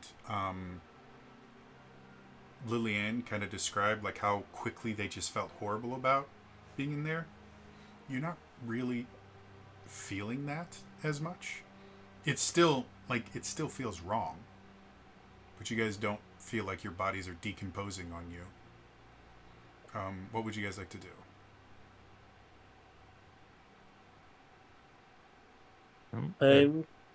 You go first. No, I was gonna say Argenta seemed to have a plan. So Argenta's going to cast protection from evil and good on herself. Mm, See if that does anything. Okay. So, Argenta, as you concentrate on the spell, as you cast it, you suddenly feel this immense amount of pressure all around you. And Vala, as you kind of look at Argenta, you watch Argenta cast the spell, and then you see this look of kind of pain on her face, and then suddenly she is launched out of the room. And Rowan, I'm sorry, what spell specifically? protection from good and evil. Oh, shit. Oh. And Rowan and Liliane, as you guys are watching there, you watch like full on Jazz being ejected from Uncle Phil's house. Just this as Argenta is just catapulted out of the room. Learned a new property of the room. Yeah. What did you do? I casted protection from evil and good. Apparently, it didn't like that. Never had that happen before. No. If you get up and start moving towards the room, you will notice eventually you'll get to a point where you just can't get any closer to the room while the spell is in effect. Okay. I think the spell took effect, and its effect was Yeah. ejecting you. Yeah. What Protection. is you from?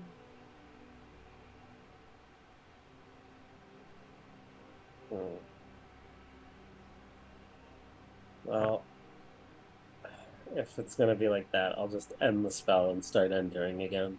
Okay.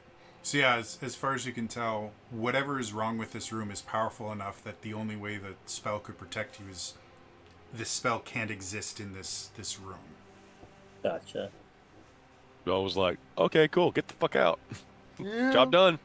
The spell just goes, would you like an Uber or staying? No, that's not happening.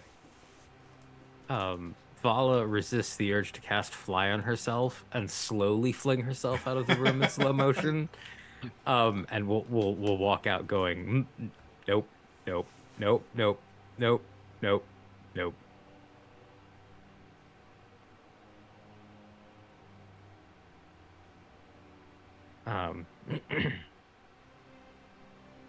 So okay, well, we know you two have very strong adverse reactions to it.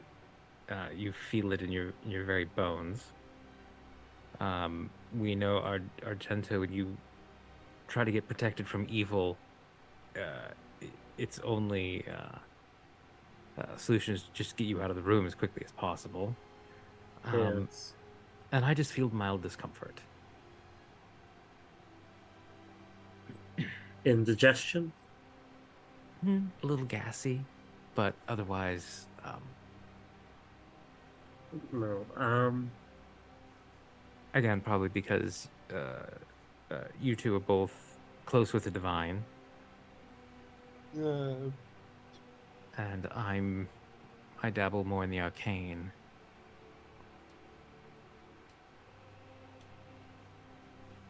Everything I do is natural magic.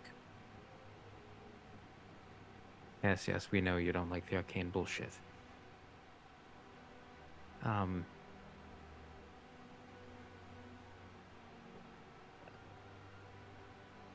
So whoever had this house,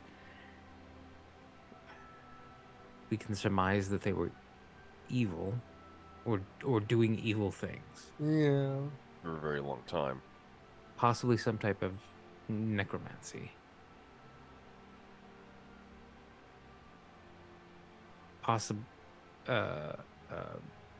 Lillian, you mentioned the whoever was doing the butchering of the bodies, they seemed strong. You mentioned like a flesh golem. Did they have the appearance of a flesh golem? I couldn't get it at what. I imagine you was described the away. arm. those bodies we found in the cemetery also had object status, not people anymore, like flesh golems. True, but they were whole and something was done to them. Maybe whoever made them was, Forms- well, yes. Their forms were definitely Yeah. denser as they were made, and whatever was done to them, probably the same work or effect. I don't know if it exactly may have been the same person. In League, possibly. Possibly. Or they used what they've learned from here to perfect their craft. Yeah. I mean,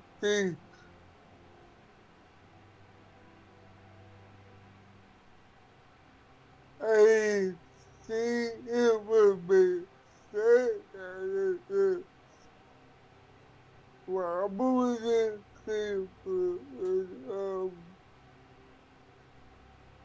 I mean, one thing that I've heard about is when people practice doing different kind of necromancy, they will desecrate an area like that. And I mean, maybe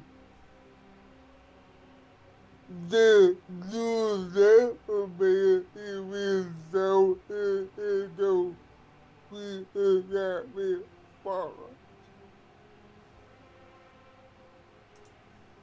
All of back when we were in the graveyard, I did say commentary of one of the bodies, Mm-hmm. and I got an image of somebody holding a guide. A female figure with a scythe. Yeah. That the Cleveland was reminded me of that. Was it No. As much as you couldn't really tell much about the person underneath all their robes in that, they're much too small to have been this this creature. And the scythe, while it was very, very big, looks nothing like this cleaver. So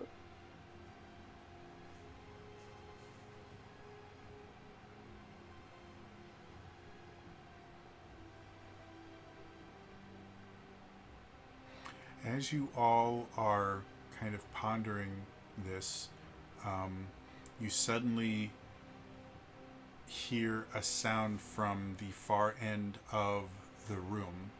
Sound of wood scraping against wood.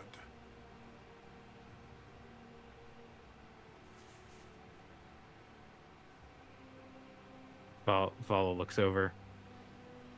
Looking over, you just see the door to this room. Doesn't seem like anything has changed. It's shut, but it's been shut the entire time you guys have been in here. You said the sound sounded like wood on stone? Wood on Or- wood.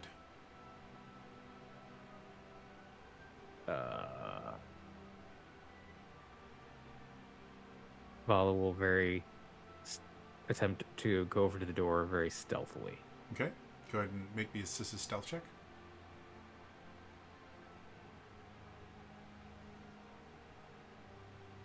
24. 24.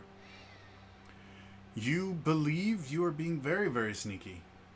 And you get to the door without much difficulty. It takes you less than a minute. Do I hear anything on the other side of the door? Go ahead and make a wisdom perception with disadvantage.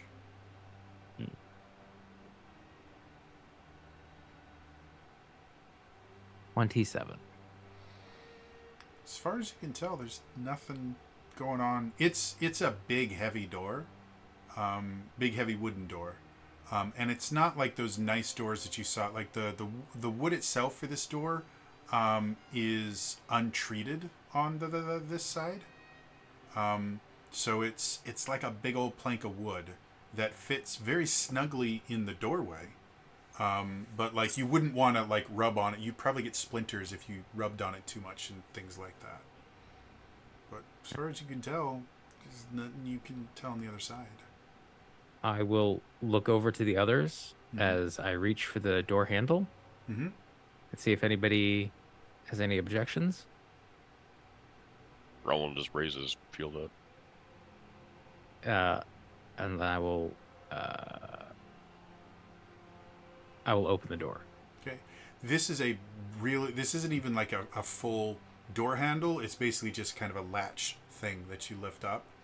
As you can do that, the latch works perfectly. The door does not budge. I'll just be like, motherfucker. I'll like put my foot up on the door jamb Mhm. and just Nothing. It is a push door, effectively. And yeah, it's not going anywhere. If it weren't for the fact that you could, like, you know how doors are supposed to work, you would almost think that this door wasn't meant to open.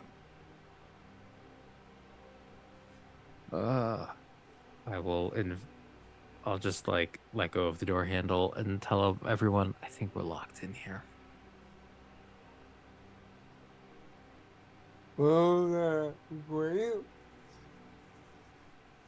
I mean,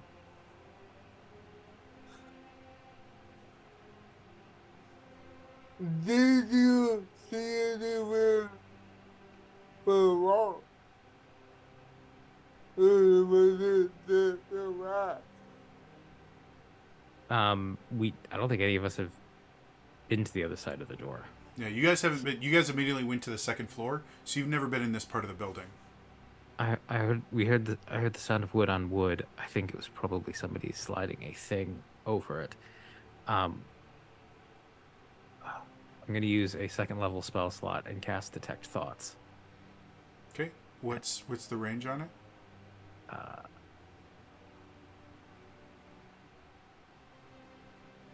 30 feet.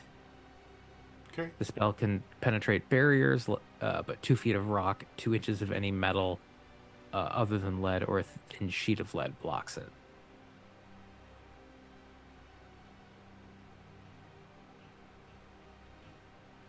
okay. As you cast this spell, you instantly can kind of feel your friends. And as you focus a little bit, you don't really feel anything at first. As you walk a little bit more towards into the room, you do feel something at the very, very edge of your detect thoughts. And as soon as you kind of clock that there is another source of thoughts going on, you guys hear the same sound that you guys heard before when Argenta appeared, of kind of mechanics above you. The top of the room opens and you watch as 5 massive rope-like things just fall onto the table. And for a brief second, you're kind of trying to figure out exactly what happened, and then you suddenly hear this as these rope, like flesh ropes, effectively start moving up. And you watch as they get up, and you have a hard time calling them snakes because they have no skin. But suddenly you watch as the tops of these strange creatures flare out like the hood of a cobra. And there are now 5 of these strange, misshapen creatures. And I would like everyone to roll for initiative for me.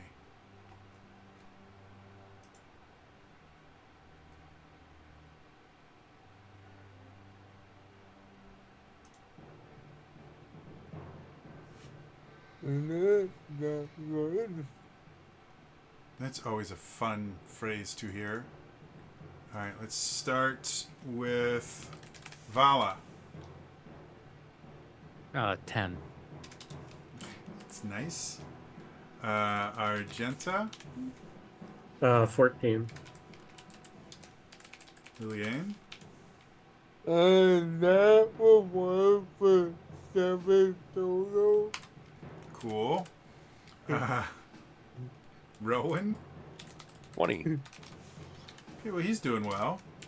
I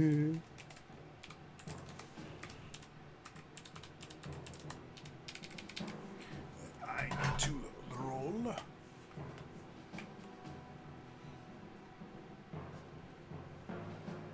Okay. So, unfortunately, the creatures go first.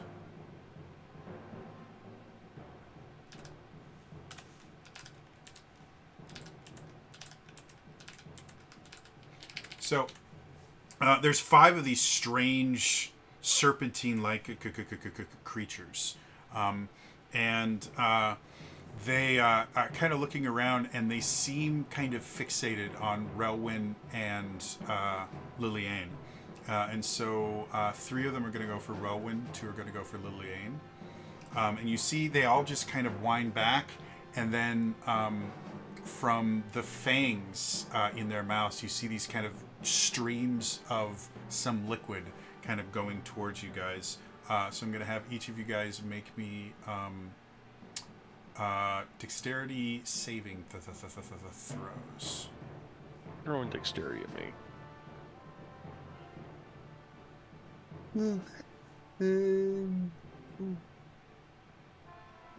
16. 16. Okay. I'll need 3 from Relwyn and 2 from Liliane because you're getting attacked multiple times. So 16, 1 is good. Dirty 20. Second one's good. 9. 9. Third one, you're not quite quick enough. Rowan? Oh, Or not Rowan, Liliane. Second? the paladin aura thing. Am I getting any help from paladin aura? I don't think Liliane has. I thought we a had this paladin last time. aura. I thought then it was. So I couldn't tell. I thought. So I believe Liliane, you're only level 3 paladin, right? Yeah. And I don't believe they get their aura until 5. But I might be wrong. Let's. It's not like I have access to the character sheet. Think I have it. You mean aura protection? That's level 6. Level 6. Okay, yeah. So not quite yet. Okay. So, Liliane, what did you get for your saves? 15, Okay. 16, Okay. and 18. All right. So, Relwyn, first you see these kind of streams of something coming at you, and you instantly just kind of move out of the way as quick as you can. But one of them gets directly into your eyes, and you now have the blinded condition as your eyes just start burning incessantly. Liliane, you're doing your best to dodge, but the first one is just so fast that you can't even react. And so you as well get hit in the eyes, and you are also blinded. And that is their turns. Relwyn, you are up. Of course, after that. I got a 24. Was it anything else? Like I'm just blinded. As of right now, you are simply blinded. Okay. Your eyes are completely worthless. If you are able to open your eyes for just brief moments, you don't even see like blurry images. Your eyes are just off. Okay.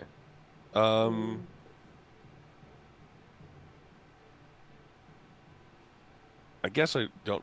When describing how these things looked, did they look like? Because I don't want to like undead, but do they? Because you said they like had no skin. The reason I describe them as kind of fleshy ropes as opposed to snakes is they have no skin, obviously, and they are not creatures. They are constructs. Okay. So they're, Okay. I mean, before you were blinded, you could see bits and pieces of things were kind of strung together to create these. Okay. But So it's they're not like definitely it's snake-like. Yeah, it's not like an undead snake. This is a construct that is built like a snake. Rowan will be like, and this is from a distance, obviously, because they spritzed him. Mhm. He definitely will be like, these things are definitely, they were made just like the grave, and he will take further steps. Actually, no, like first I'll do order of operations. Which is that? There we go. Yeah, he will cast Lesser Restoration on himself, Okay. and he'll just like on his eyes. So Uh, as you kind of blink, your vision, when I say slowly, it returns slower than you would expect with the lesser restoration, but it's still in less than 6 seconds because that's how it works. However, your eyes are continuing to water. Yeah. And that's not an experience that you're used to. Like, not just like they're a little bit damp, like you are like full on bawling effectively. And even after lesser restoration, something is causing your eyes to continue to just flood with tears. But you can see almost as well as you could before. Again, the tears get a little bit in the way, but Then doing that, and then he'll take steps back, Mhm. pointing out. So they're constructs. They were made. They're not. There's probably undead influence, but these are constructs.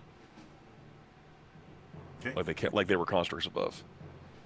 So I think that was your action and movement, and they're far enough away that Yeah, that's what I no figured. need to deal with opportunity attacks. Yeah. Is there anything else you want to do with your turn? Yeah, nothing else like that. So yeah, Okay. he'll be done. Go ahead and make me a con save. Okay. 19. 19. As you're sitting there and your eyes are just kind of flooding, you feel the burning sensation starting to come back. And you realize whatever they hit you with has left something somewhere on your eyes that is going to continue to attempt to blind you until something is done to physically wash it off. Okay, But so you are, despite having lesser restoration to remove that, that's still yeah, you are not blind right now, but effectively until you wash off whatever this stuff is, you're going to make a saving throw at the end of each of your turns to not Okay. get blinded again, if that makes sense. yeah. But you made this save, so you're fine. Yeah. Next up is Argenta. You can actually see perfectly fine. So how tightly packed are all of these things? The table itself is about 5 foot by 10 foot. It's a big table. And so all 5 of them are in basically 2 squares. They're on top of each other. They're, it's because of just how large they are, because they're not physically very big, but they're very long. And because of that, you can't really tell where one begins and another one ends because they're all like over on top of each other. And even with there just being 5 heads, there's a lot there. All right, I'm just going to pull out Fury. Mm-hmm. I aim at one, but as I like draw the gun, she says some words under her breath and then casting lightning arrow. That's weird.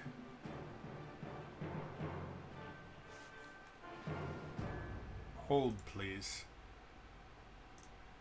You guys are very, very good at doing things that I don't expect.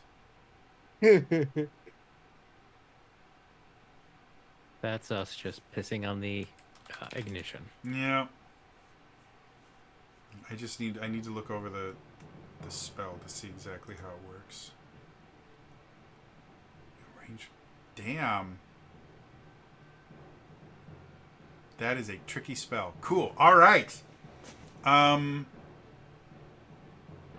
So I think you still need to make your attack roll first, and we'll go from there. Yep.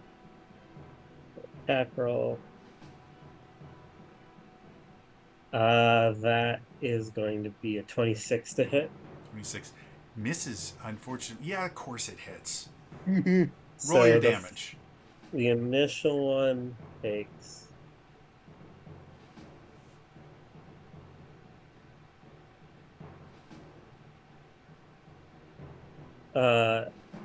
17 lightning, and then the rest need to make a dex save. I'm going to start with the 17.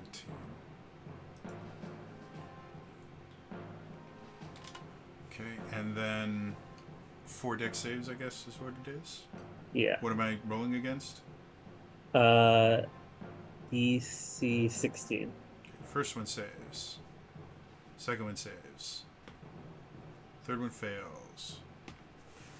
Fourth one, the die runs away. Fourth one fails. So 2 saves, 2 failures. 11 lightning if they succeeded. 11 lightning if they failed. 5 if they succeeded.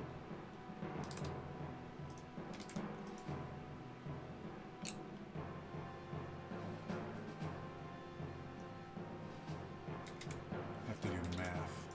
All right, so you guys watch as Argenta pulls out Fury, and as she kind of whispers some words, you guys watch as Fury itself starts to kind of spark, and you see little bits of lightning kind of flowing off of it. And as she pulls the trigger, instead of the bullet that you guys expect, you just see this bright flash of light, and this brilliant bolt of lightning flies out of it, impacts one of the snake constructs, and you watch as the lightning just dances all over the creature, and then you watch as it kind of jumps off the creature, and you see these other snake constructs trying to get away. A few of them kind of hide under other bits of the construct and seem to kind of insulate themselves from it, but the other 2 just take the full blunt of this lightning. You guys can see there are scorch marks on the kind of muscle tissue that you guys can see. Some of it is kind of burnt and charred now, but they still seem to be ready for some nasty stuff. Anything else you want to do with your turn? I think you still have another attack. Yeah. 'Cause of So course you do. normal bullet. Okay.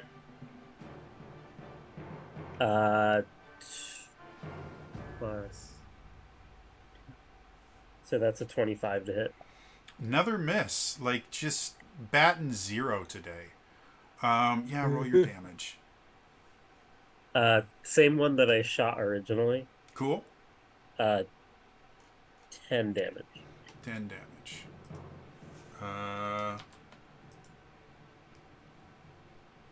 There was going to be a bachelor party. You have been disinvited. In fact, they have told you the exact time and location that they were going to have their Construct Snake bachelor party, and they have basically told you that if you show up there, they will ask the bar, they're going to have it at a bar, to trespass you. So take that. This is how my brain works, guys. It's wrong. There are many, many things wrong with me. Anything else you want to do with your turn? That was my bonus action, my action. How far? Like, the room's not huge. The room's not, like, it's big for a room, but they're in the center of it, and you all are within about 10 feet of them. All right, I'll just chill out where I am. Okay. Yeah. Vala, what you want to do? That snake construct was 1 day away from retirement. It's still alive. It just is, you're not invited to his bachelor. Well, Argenta isn't, and it's kind of giving you this look like, fuck around and find out. If you don't want to see the construct snake strippers, then go ahead and do something. But I mean, you're going to be missing out. Like, this is. Go ahead. Vala was planning on jumping out of the cake. All right. This is painful, but I see the stuff on Relwyn's face, right? Yeah, you can and see it on face. Both of their faces. Yeah. And I can see Relwyn like blinking and stuff. Yeah. You can see Lillian. You can actually already see like little bits of like white pus starting to form around his eyes. Like, it's really, really bad, and very, very fast acting. For the first time ever, you've seen Rowan go, I can deal with this. Fireball. He actually is encouraging. He's like, feel free.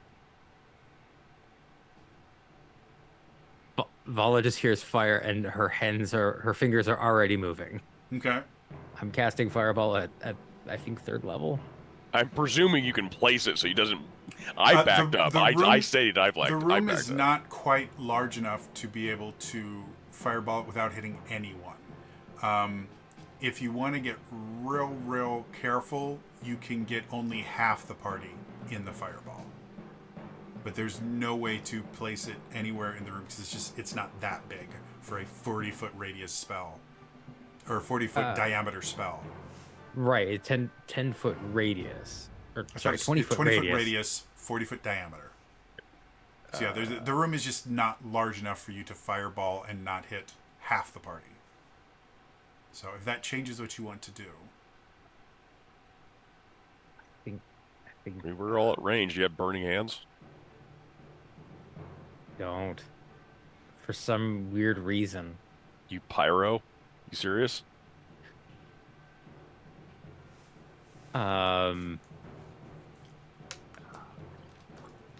Mel-smithted Well- meteors. What about when you're 20 cantrips?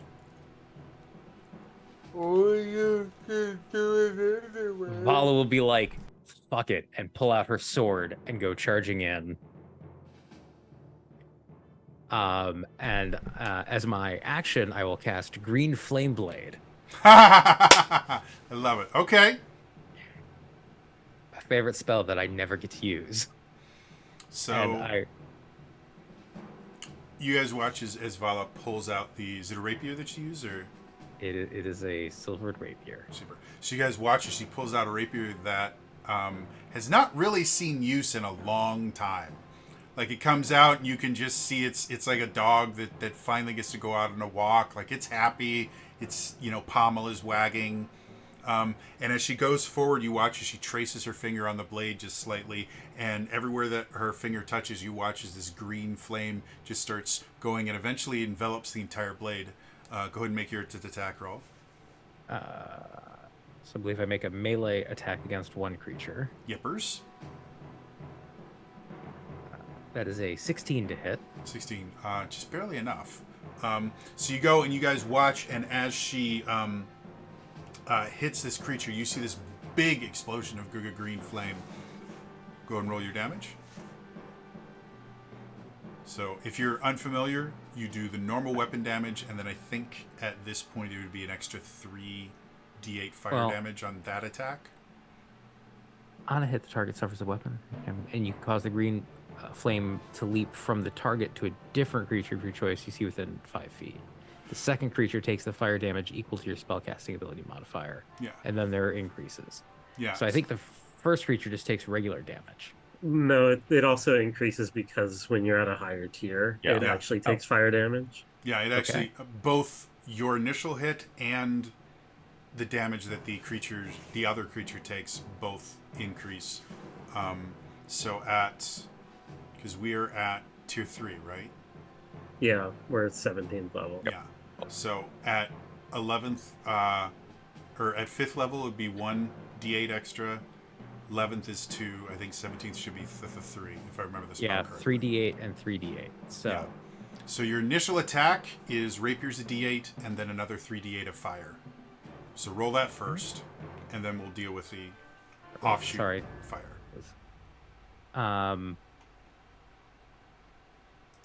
Right. Roll the correct one. So 10 piercing damage from that attack. And then 8.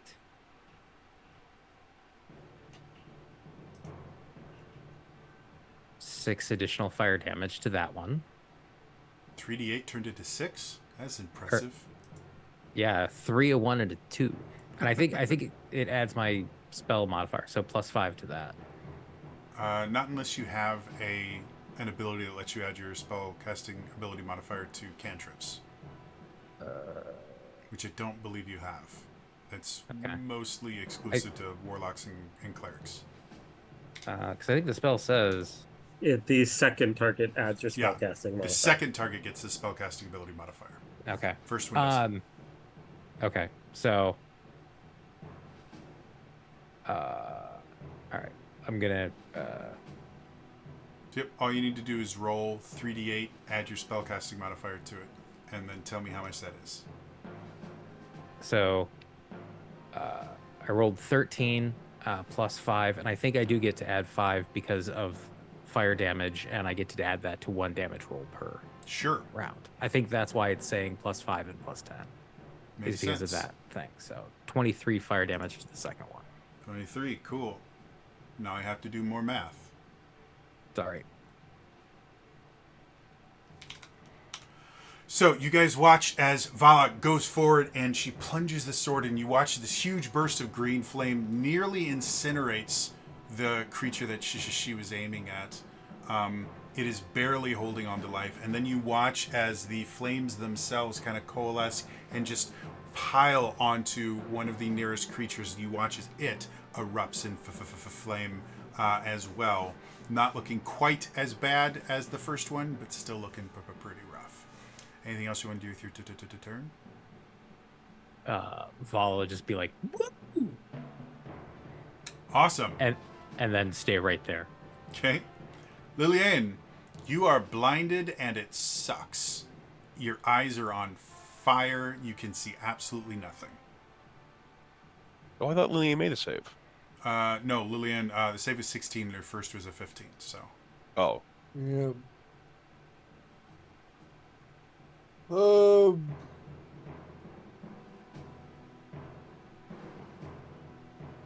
Let's see.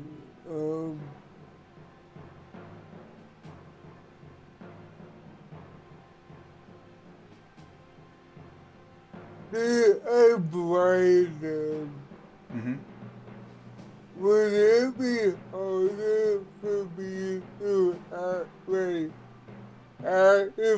my right? That, for the most part, would be almost muscle memory at this point. So I would say if you want to activate your right, that will have no problem. If you want to attack something, you can attack where you saw them last, but you'll do it with disadvantage.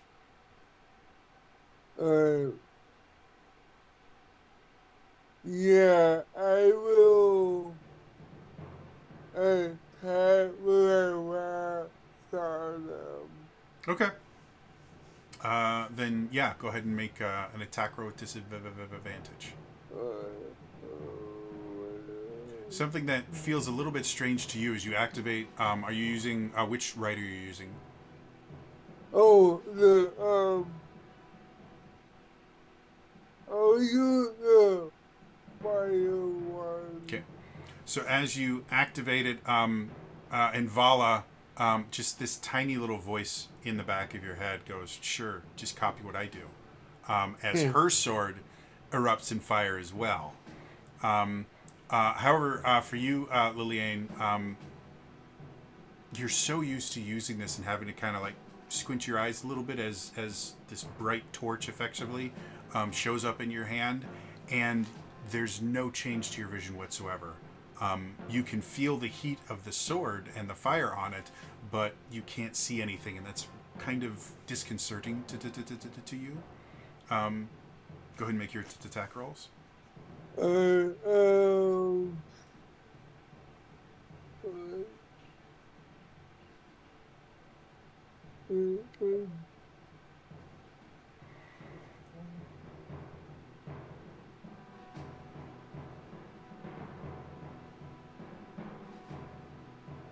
That would be a Okay, so as you go, you swing it where you think it should be.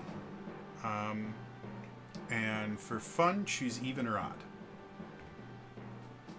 even. Okay, and as you feel yourself connect with something, you hear the sound of one of these creatures just kind of crying out, but you don't feel quite as much resistance as you think you should, and you realize you have cut clean through the creature.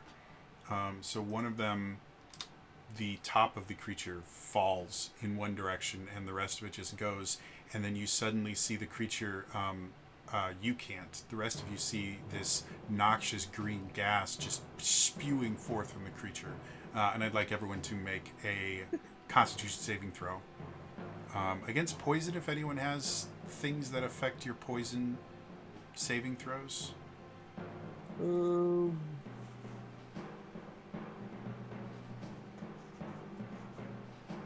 So we'll start with Vala. What do you got for me?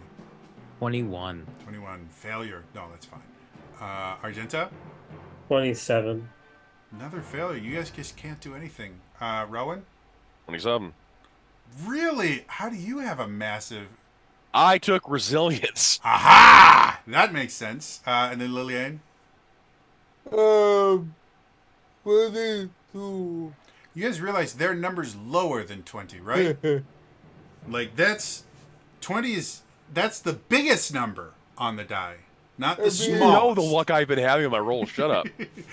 Yeah, you guys instantly kind of start coughing and hacking, but aside from some momentary discomfort, you guys don't feel any long-lasting effects from it. Lillian, I believe you still have another attack if you'd like. Yeah. Okay. So again, another attack with disadvantage. I'm sorry, just a little point of order. Is it a massive? Because I stepped back. It fills the entire room. Okay. It's the amount of again, the amount of gas that comes out of these is not proportional to what you think it should be. Like, Okay. it's just the entire room just fills almost instantly. You see again. Yeah, it's another hit. Go ahead and roll damage for me. Oh, I can't remember if I had you roll damage for the last time, but they had 2 hit points. So Oh. Yeah, I was wondering. yeah, no, it's just, I felt bad because had you rolled just 2 hit points higher, you would have killed it, Vala. And then I was like, well, Really?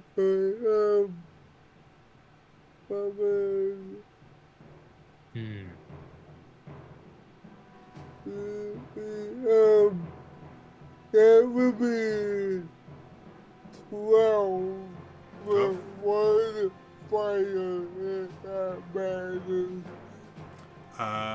cool. Choose even or odd. Even. Okay. So, yeah, you feel yourself kind of catch on something, and this time it catches good. Obviously, you've kind of stuck in something and have not completely bisected it. And so as you pull your blade out, you can hear the creature kind of screaming from getting hit. But it seems that it's not dead as of yet. Anything else you want to do? No. Okay. So that'll end your turn. And you are already blinded, so no need to try and make another save, because you can't be double blinded. However, we really should be at least attempting for double blind, because that is by far the most safe style of adventuring, is ensuring that we're using double blind adventuring. You know, to make sure that all the... If anyone doesn't get that, that is a science joke that I'm very proud of.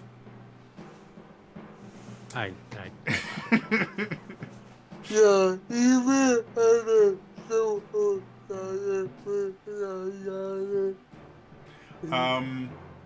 Unfortunately for you, Lillian, it is the creature's turn, and because Relwyn is farther away than you are, they're looking at you.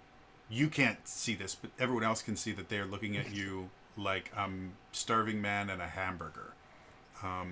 So you're unfortunately going to take 8 attacks as they attempt to bite you. And all of them are made with advantage. Oh, Yes. Or he's Eight. blind. Or she's Well, blind. one's dead, so there's it's basically a swarm of these things. Yeah, well, one's dead. There was a total of 5. There's now 4, Okay. and they all make 2 attacks. Okay. First one is going to be... God, math is hard. If it made it easier, but it is 16. Okay, well, the first one is going to be a 22. Second one is 21. Third is a nat 20. I will negate the nat 20. Cool. Fourth is 24. Jesus. Fifth is 23. Sixth is a nat 20. Go do it once.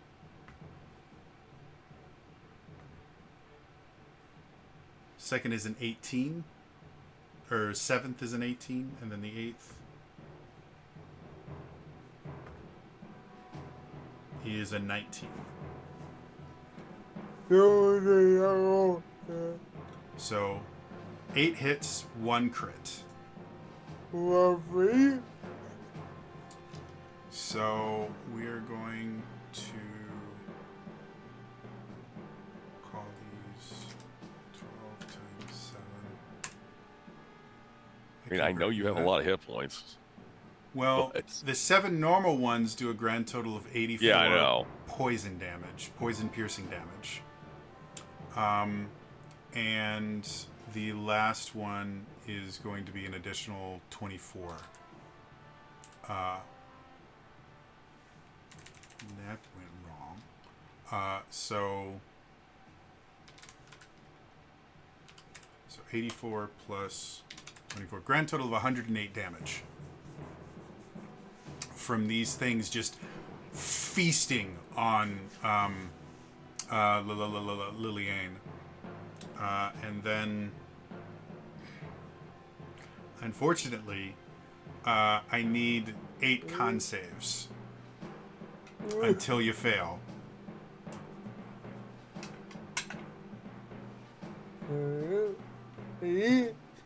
Yeah, you got hit 8 times, so each one has a con save.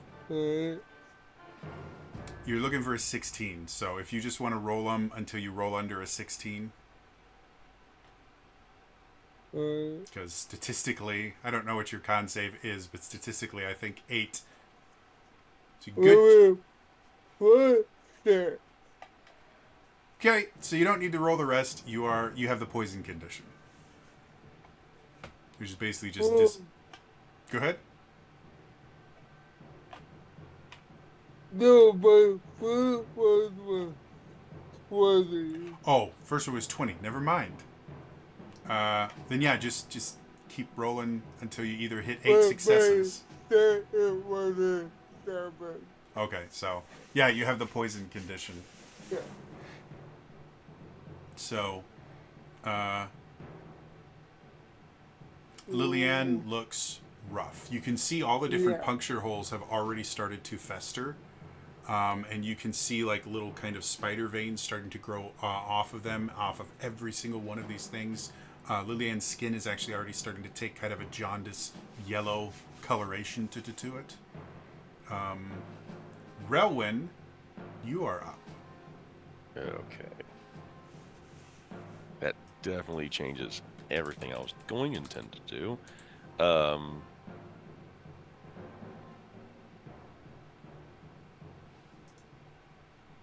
I just saw a massive attack. I have to trust in between Argenta and Vala being able to take these things out.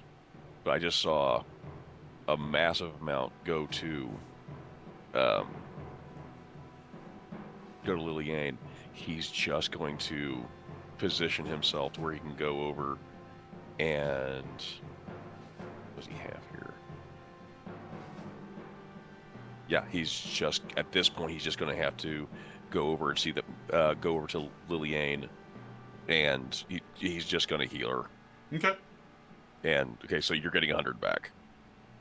So, Liliane, your body is burning right now. Like you have a high fever. Like everything just hurts. And suddenly you feel this strange cooling sensation as Relwyn's hand grips your shoulder. And you suddenly feel this wave of cooling rush over you.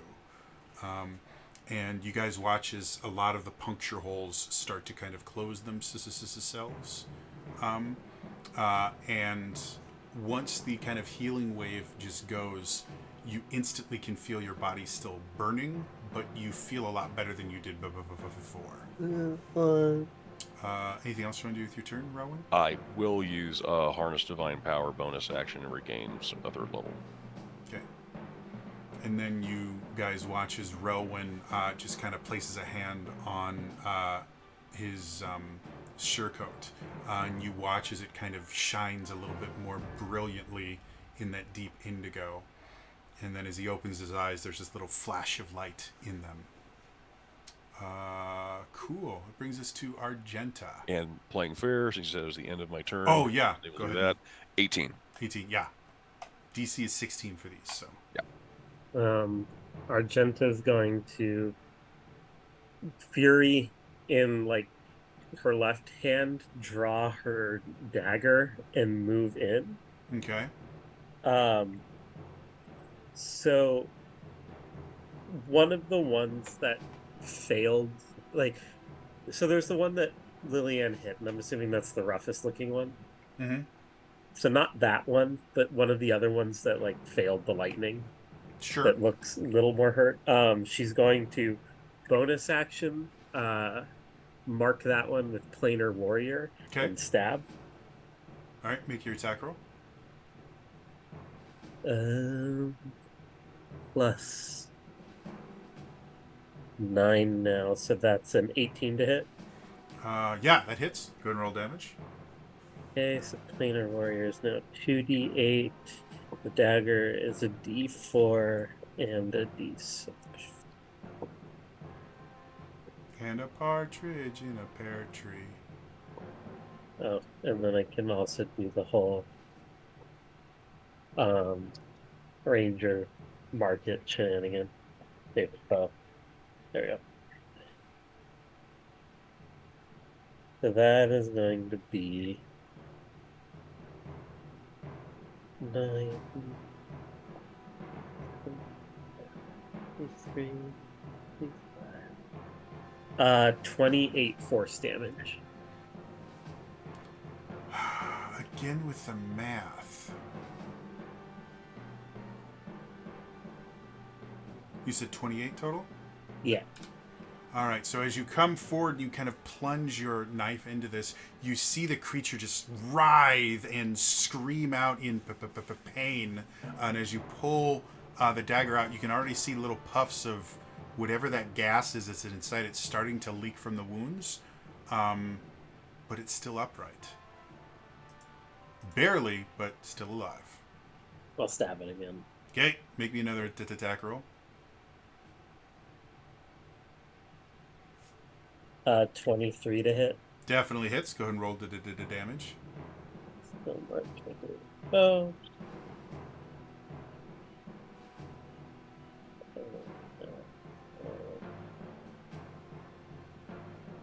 So 13 damage this time. All right. So as you plunge the dagger in a second time, this time, again, the resistance that you have against it suddenly ends, and your blade is carried further in as you bisect this creature. And again, this huge explosion of gas very quickly fills the room. And everybody give me con saves again against poison. Okay. 30-20. Okay. 7. Cool. 30. Okay. Can I use some of that spare? I'm sorry. Is that just like a carryover effect? No, I got this.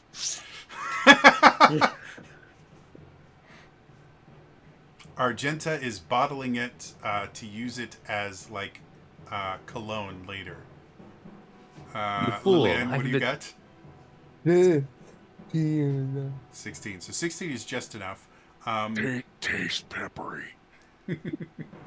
Vala, as you inhale this gas, you suddenly feel your muscles start to tighten, and you are paralyzed. Oh. Are you sure? You mean poisoned? It is a poison that does this, but the effect of the poison is a paralysis. So, if you have something that deals with poison, it would also cure this, but the effect of the poison is paralysis. Awesome sauce. So that being said, anything else you want to do with your turn, Argigenta?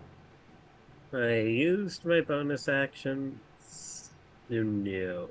Okay. Vala! There's nothing you can do except roll another con save at the end of your turn. 19. 19. You, again, your muscles are so to the tight and you suddenly get, and you're able to kind of shake out of it, but it takes you about 6 seconds to do that. I just, like, you guys just hear me go, I'm not paralyzed. All right. Okay. But I seem to be incapacitated for this round. Liliane, what would you like to do? I will attack. Okay. Again, disadvantage. Go for it. Yeah.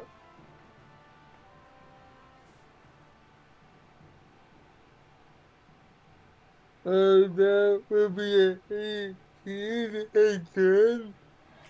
There are other numbers. Like, they exist. Yeah, go ahead and roll damage and choose even or odd. On. Okay. How much damage?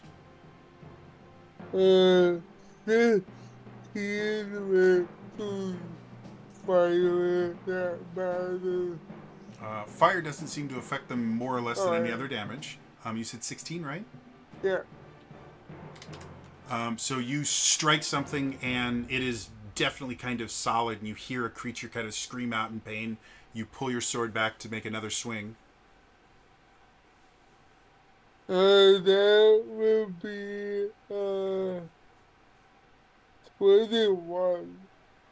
Well, I mean, it's another number, and it's nice. Yeah, go ahead and roll the damage again and choose even or odd. On. Okay.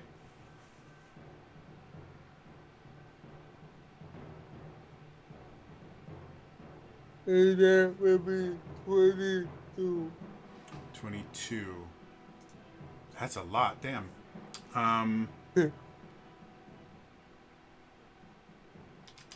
Alright, so again you swing, and this time you seem to have impacted something slightly different. It still cries out. You think you've hit 2 different creatures, not being able to see them. You pull your blade, and again, they both seem to be alive, but they're not particularly fond of being alive. Anything else you wanted to do with your turn? You still have a bonus action. I will use my plan of castigation. Does that require that you can see the target? Because you are blind. No, I'll put it, I mean, part of it, but... Oh no, this is when you damage a creature with a weapon.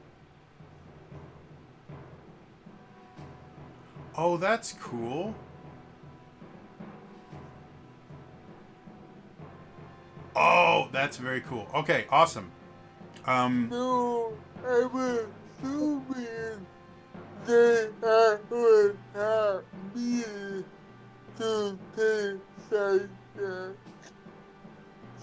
I can't see anyone. Yeah, in this particular instance, they would need to attack you to be able to get that damage. But, because since it doesn't say that you need to be able to see them to know that they're attacking you, it'll still work. Yeah, so my question for you, because you hit 2 different ones, do you want to use this on the first or the second? The second one. Gotcha. Okay. So, is that the end of your turn then? Yeah. All right. So, the 3 remaining creatures, the one that you just branded does not like you, and these are not particularly intelligent creatures. So, it's going to bite you. So first attack is 21, Yeah. and the second attack is higher than that.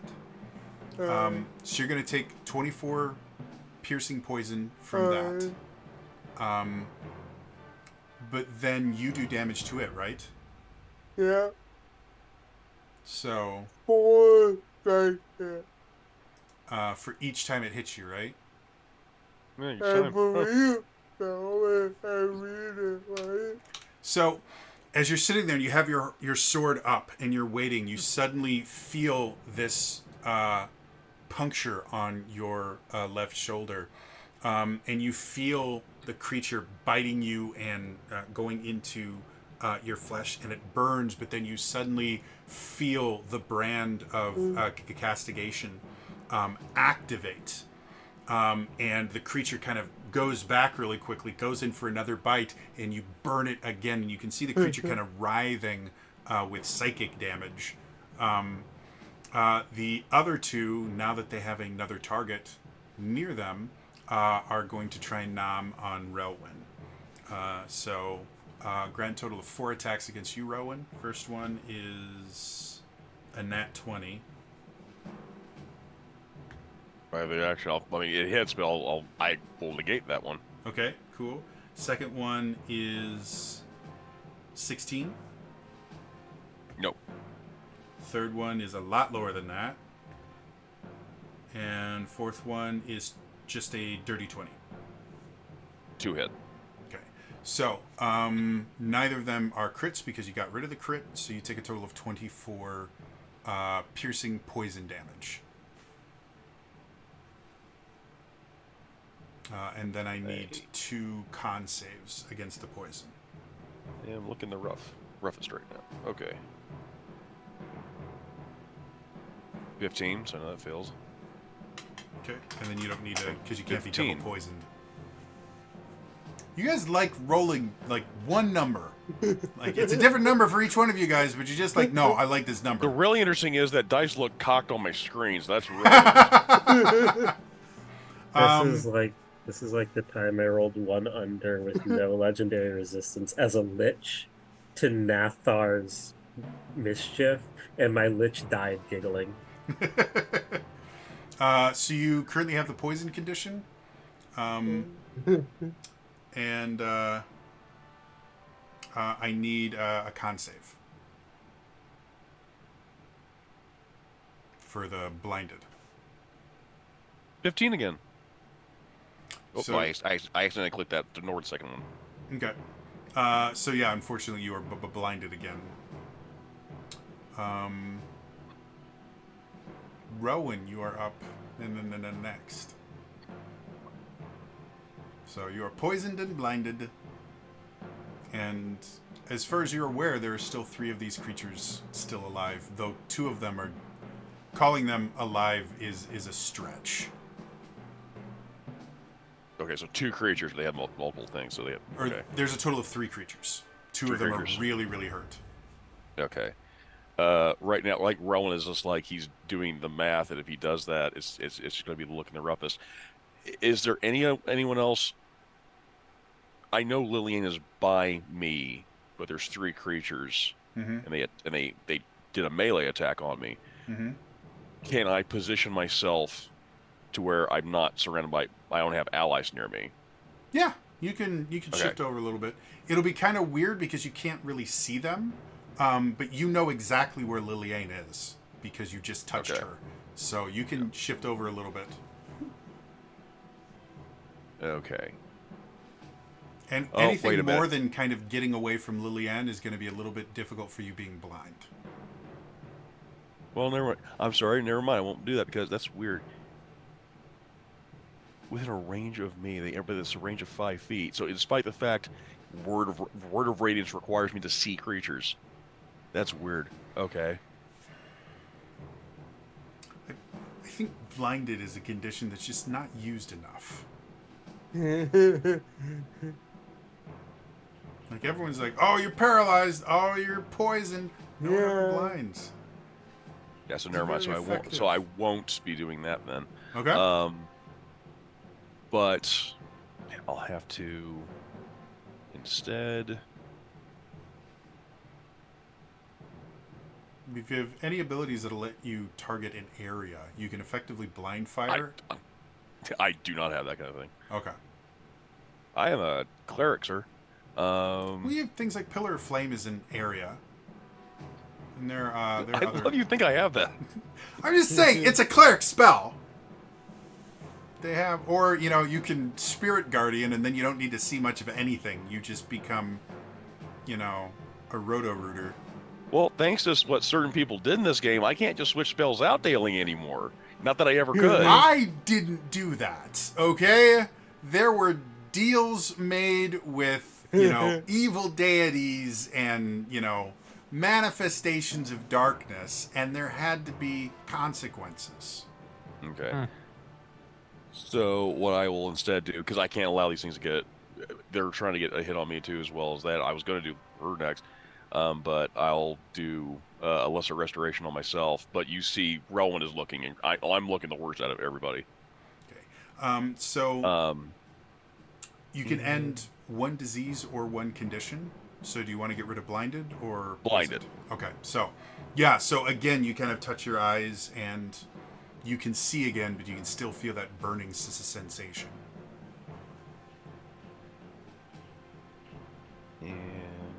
And but I guess if this changes what you want to do, if you want to use your action to try and get rid of the lingering blinding stuff on your eyes, you can do that instead of the lesser restoration. It takes an action to get rid of the poison stuff that keeps blinding you, the stuff on your eyes that keeps blinding you at the end of your turn. Well, I got poisoned regardless, so I don't Yeah. know. But either way, it takes an action. Yep. I'm Right. just telling you that option is available. I didn't want you to not know that you could do that. Yeah. So you're still going to stick with the lesser restoration then? Yeah, since I can only since I only have one thing I can do, it's an Yep. action. And of course, makes sense. I can't have like these things. If otherwise, they're going to have advantage on me again, and I'm looking in incredibly bad shape right now. Yep. Nope. Makes perfect sense. So yeah, you're able to kind of clear your eyes. Unfortunately, at the end of your turn, you make another check for blinded. Yeah. So another con save. No. Is that a Roll no a two. good? Okay, so yeah, you cleared off and 10. then they're immediately blinded again, unfortunately. Okay, so back to fuck you, D&D Beyond, and going back to my physical now. Okay. Brings us to Argenta. What do you want to do? You can still see. So, You're doing fine. Between the two that look rough, is there one that looks better? Not really. They're both single digits. Let's put it that way. Okay. They're single then digits within a hit point of each other. I know what I'll do. So one attack on one of them, Mm-hmm. and I'll reckless. Fuck it. 21 to hit. Definitely hits. Go ahead and roll to the damage.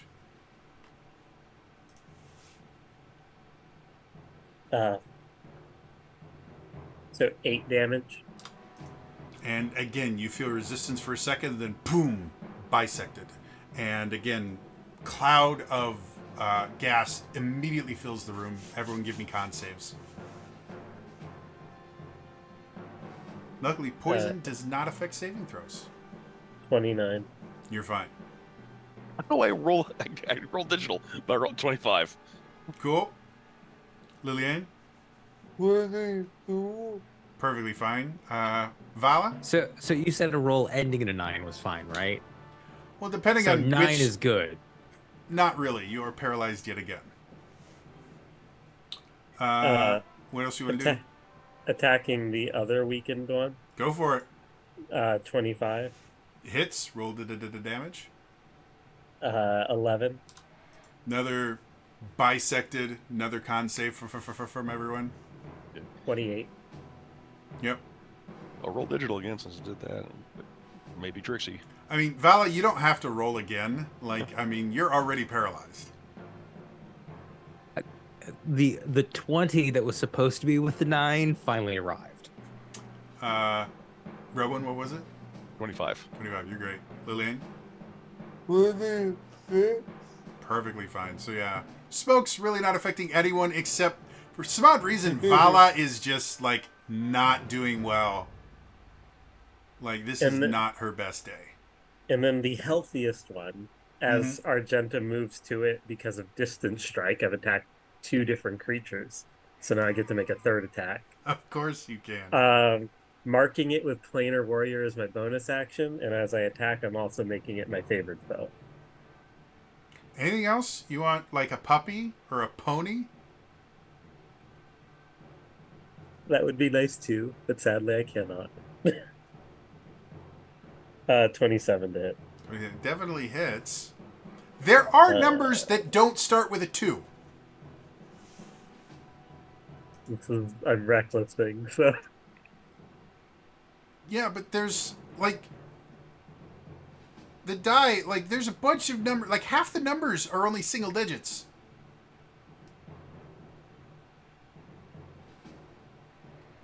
So what's the damage?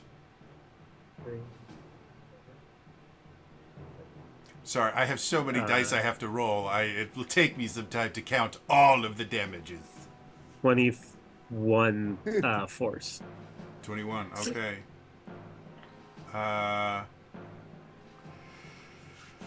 Claim your victory. Describe your kill. So essentially what I'm picturing is the 2 weaker ones. Let's just say they're by Rowan. Okay. So it's reckless. So it's just 2 wild swipes of the dagger and cuts off both of their heads. And as the smoke is pouring out, she, with distance strike, teleports behind the 3rd one and just spikes it into the floor. Okay. So you guys watch as Argenta, or I guess the only one that's really watching right now is Vala. The other two, no idea what's happening. Relwyn, you feel a nice breeze happening every time she swings. But Vala, despite being paralyzed, you can see Argenta rushes forward and just cleaves one with this very small dagger. Just cleaves one, goes around and cleaves another, and then you watch as she just disappears and instantly appears behind the other one, and she plunges the dagger into the creature and twists it so that instead of bisecting it, she lifts it up completely and then just throws the dagger like she was trying to hit a target with it, complete with the snake stuck to it, and it goes across the room and just plants itself on the wall. And the rest of the body just falls off as the head is just stuck to the wall. Another cloud of gas goes, but no real reason to. I did it anyway. 20. Yeah. If you guys want to make your rolls, it's going to be gone in a minute. So. Right. Vala is just like. Yeah. I will stop him. So you are paralyzed. But I don't hear any more hissing, so he's tipping back his water skin. Okay. So.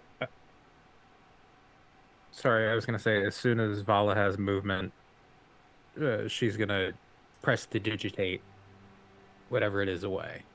Okay. Cool. You do notice the water in and of itself. Whatever this thing is seems to be hydrophobic, and so it takes you a little bit more time than would normally take for you to actually use the water to wash it away. Vala, as you attempt to press to digitate it, for whatever reason, it seems resistant. Off of Lillian, it seems resistant to magic in some way, and the prestidigitation just isn't cleaning it. Of course it is, because for some reason that's a feature in your world. But you guys have plenty of water and other liquids that, without too much difficulty, you're able to get it off of Lillian. I know it might suck, but being that water might, if water is effective, would the alternative be some other chemical, like, situation, like maybe a saline solution instead, as per just regular water, or... You think, because of the acidic nature of alcohol, you think the alcohol would probably be a little bit, would work on it a little bit better. So wine.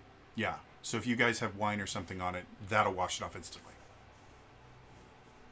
It's just for whatever reason. It's kind of like oil and water, but the acidic nature of the wine breaks up some of the bonds of the oil and just helps it to not stick to your face effectively. So Rowan will definitely say, if anyone has water, that'll be more effective. So it doesn't take a significantly long time to deal with that. However, as you guys are dealing with that, you do hear the roof open again, and you see a figure standing just outside of where he would have fallen in, and he's very kind of lithe, like his arms seem too long for his body and very thin, with these very long fingers and very kind of small, thin palms, and kind of strange eyes that seem too large for his head and a very small mouth. And he's kind of looking down at you all from above and goes, "Shit." And then, again, because it's a very fast process, it closes again. But unfortunately, that is where we're going to end it for tonight. As always, if you missed any of this, I do upload all these to my YouTube channels, youtube.com/TraderJujuJody. And like I said, starting next week, Fabula Ultima. It's going to be lots of fun. We're going to have a bunch of people from this, a couple people from my other game, and then another really awesome dude. He's actually the GM for Mage of Sail, which is a live play on, or actual play on YouTube that uses, technically I believe it uses a modified version of 3.5, but it emulates Mage the Ascension. It uses the world and kind of the rules of magic of Mage the Ascension. So it's a really cool thing, and Patrick's a really cool dude. So anyway, again, that's all for me today. I'll see you guys next time. All right? Bye-bye.